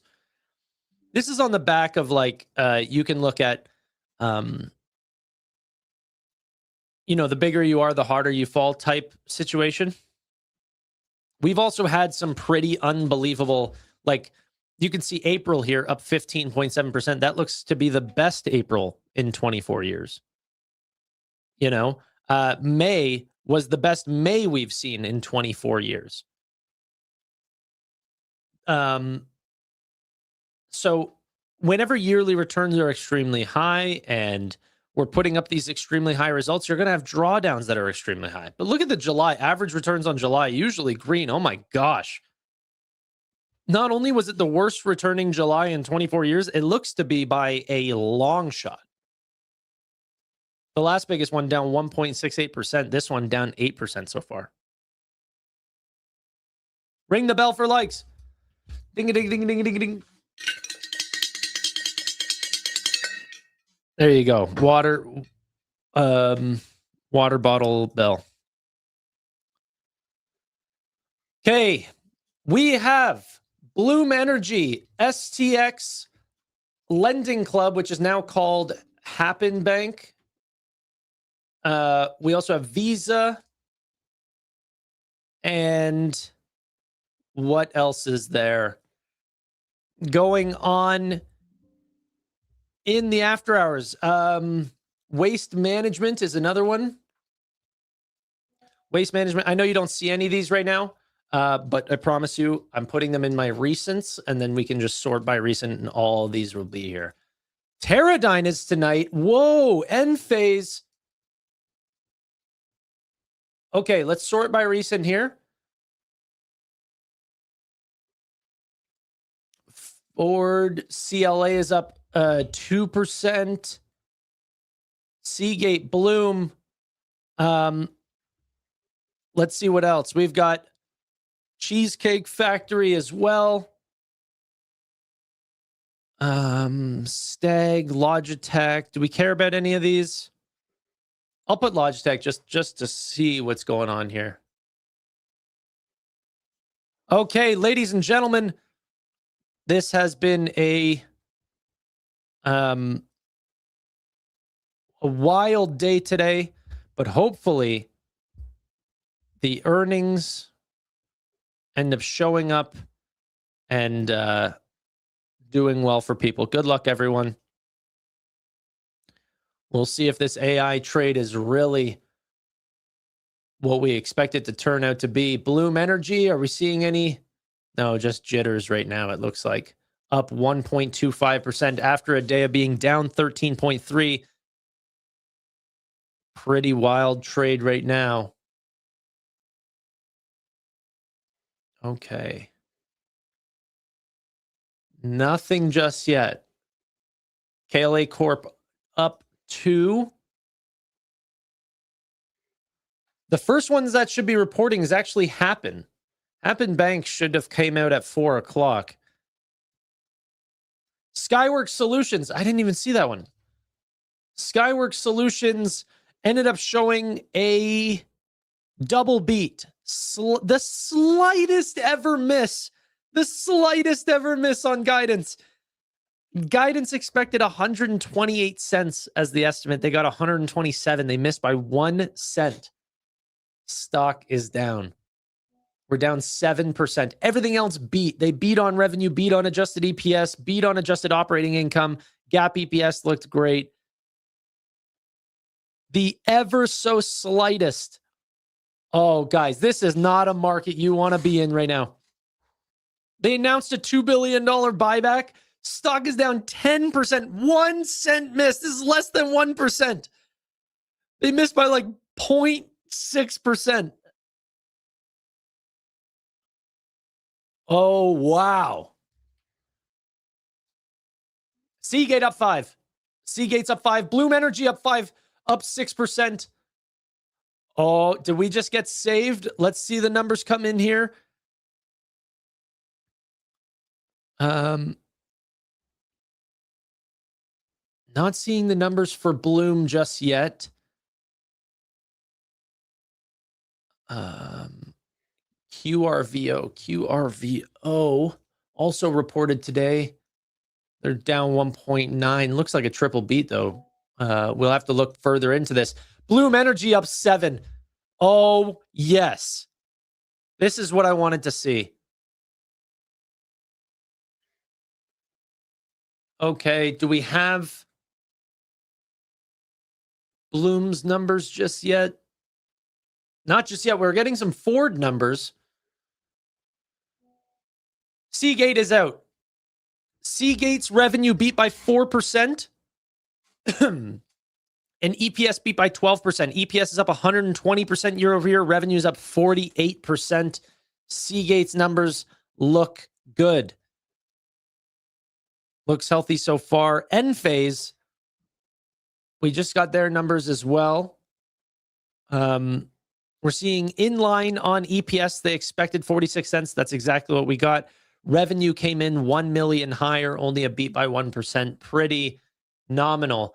Oh my God. Bloom destroyed their number. This market is so bearish right now. We're only up 6%. I'm telling you guys, if you guys are interested in Bloom long term, you're going to be interested in these numbers. Revenue beat by 29%. Wall Street was expecting 827 million, 827. What we got is 1.6 billion. Beat by nearly 30%. Revenue grew by 165% year over year. EPS, Wall Street wanted 41 cents. We got 78 cents. 78 cents. Wild Bloom report there. Just dominated in expectations. That should be even higher than where it is today because it was down 11%. Like, we're not even back to where we were yesterday. Now up 10.8%. It's still climbing. But like I said, they're only up 6%. That was wild pricing activity. There's no way that should have been only up 6%. Bring that higher, my boys. Let's go. It's making me want to listen to the call. Bloom is such a freaking interesting company here. Wow. I got to take more sips. I'm dying here. No time to sip whenever Visa is showing off their earnings. We get a double beat. Revenue, 11.4. They got 11.6. Beat by 2%. EPS, $3.32. That's a beat by 3%. Ever so slight beats. Visa, nothing too crazy there. Hopefully we get a little bit more information. That's not going to do anything for my pick in the draft. But, yeah. Who picked Bloom? Was it Amit? I think Amit's got Bloom Energy in the draft. Okay. We'll get a larger report on KLA is out as well. Double beats. Dude. It's funny how the market is looking right now. Down 4, down 8, down 5. Enphase up 3. Teradyne down 1. KLA is down 8.7. Didn't Jason have this? Jason does not need this right now.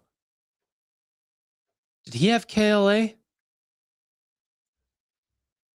No. I thought someone did.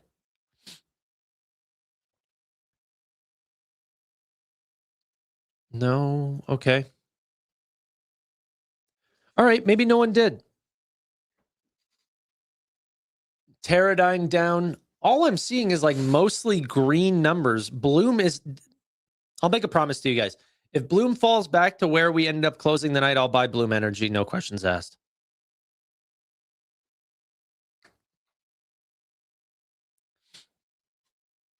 All right. Well, I don't know. Maybe I should listen to the call first, but I could definitely become a owner of this company for tomorrow just based on those numbers.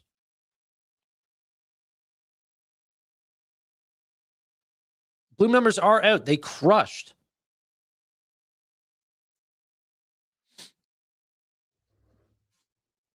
I bought Bloom when it went to its 200-day.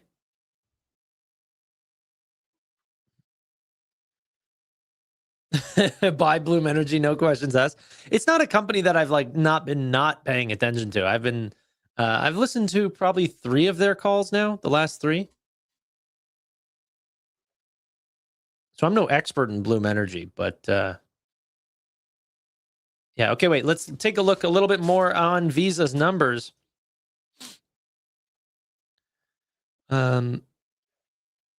Visa revenue is up 14%. Now, that's way better than the 12 to 13% above expectations on Wall Street because, you know, this is still a major, big company putting up 14% growth rates. Adjusted EPS up 11%, payment volume up 10, cross-border volume up 13, data processing volume up 17%. Service revenue up 14%, international transfer revenue up 6%. Visa delivered a strong fiscal third quarter with net revenue up 14% year over year, GAAP EPS up 10%, and non-GAAP EPS up 11%. As the leading hyperscaler of payments globally, we are designing, building, and shipping products that are increased velocity, positioning Visa, our clients in the ecosystem to capture the opportunities ahead and drive growth. Not bad. I like that.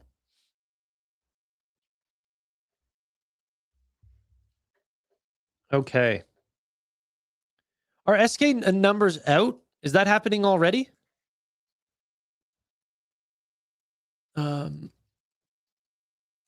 SKHY. Up 1.4, 1.5. Is that right now? Hyperscaler of payments, yeah.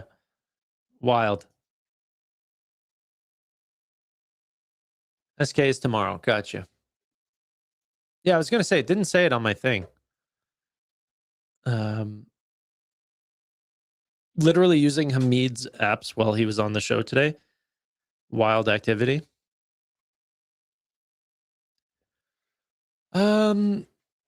Lending Club, what did we see from that? I wanted to know because that's going to tie in well with SoFi tomorrow morning.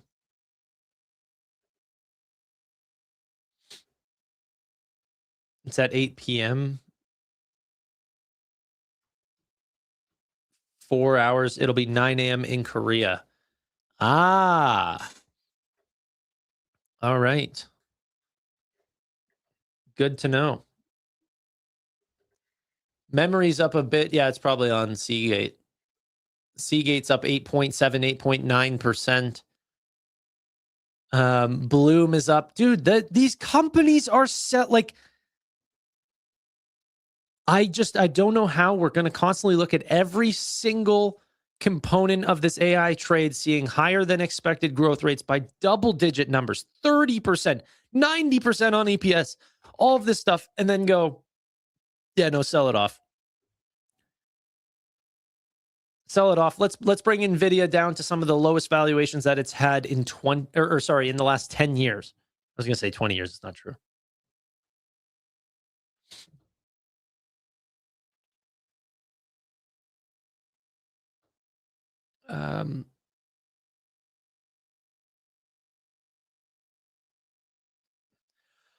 All right, ladies and gentlemen, I think that's the end of these numbers. It's looking pretty all right, unless we go ahead and just see what... I want to see a little bit more commentary on Bloom Energy, and we got it, thank gosh. Okay, today, all the major U.S. hyperscalers and over a dozen U.S. Neoclouds, AI labs, and co-location data center operators have validated and approved our power solutions for their AI factories. Bloom is now a standard for AI on-site power. Beautiful, beautiful quote. This quote was the strongest in Bloom's history, with profitable growth and positive operating cash flow, and we're pleased to raise our full-year outlook. Their outlook for EPS was expected to be $2.16. It's now $2.70. That's like an extra quarter.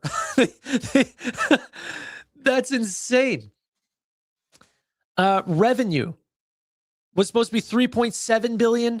It's now $4.0, well, essentially $4.1 billion, up from $3.7.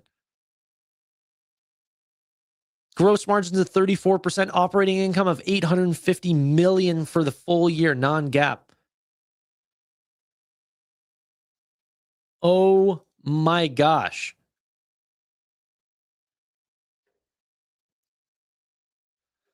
Ladies and gentlemen, if there's one thing I could ask of you guys today, it's if you haven't already, subscribe to the second channel at Future Investing 2. Okay. I thought I put it in the chat somewhere, but there's been a lot of comments since then. Yeah. At Future Investing 2 on YouTube. That would be the greatest help. Until next time, ladies and gentlemen, thank you all so much for watching. Really do appreciate your time. Till next time. Bye for now. Oh, it's pinned? All right, it's the pinned comment.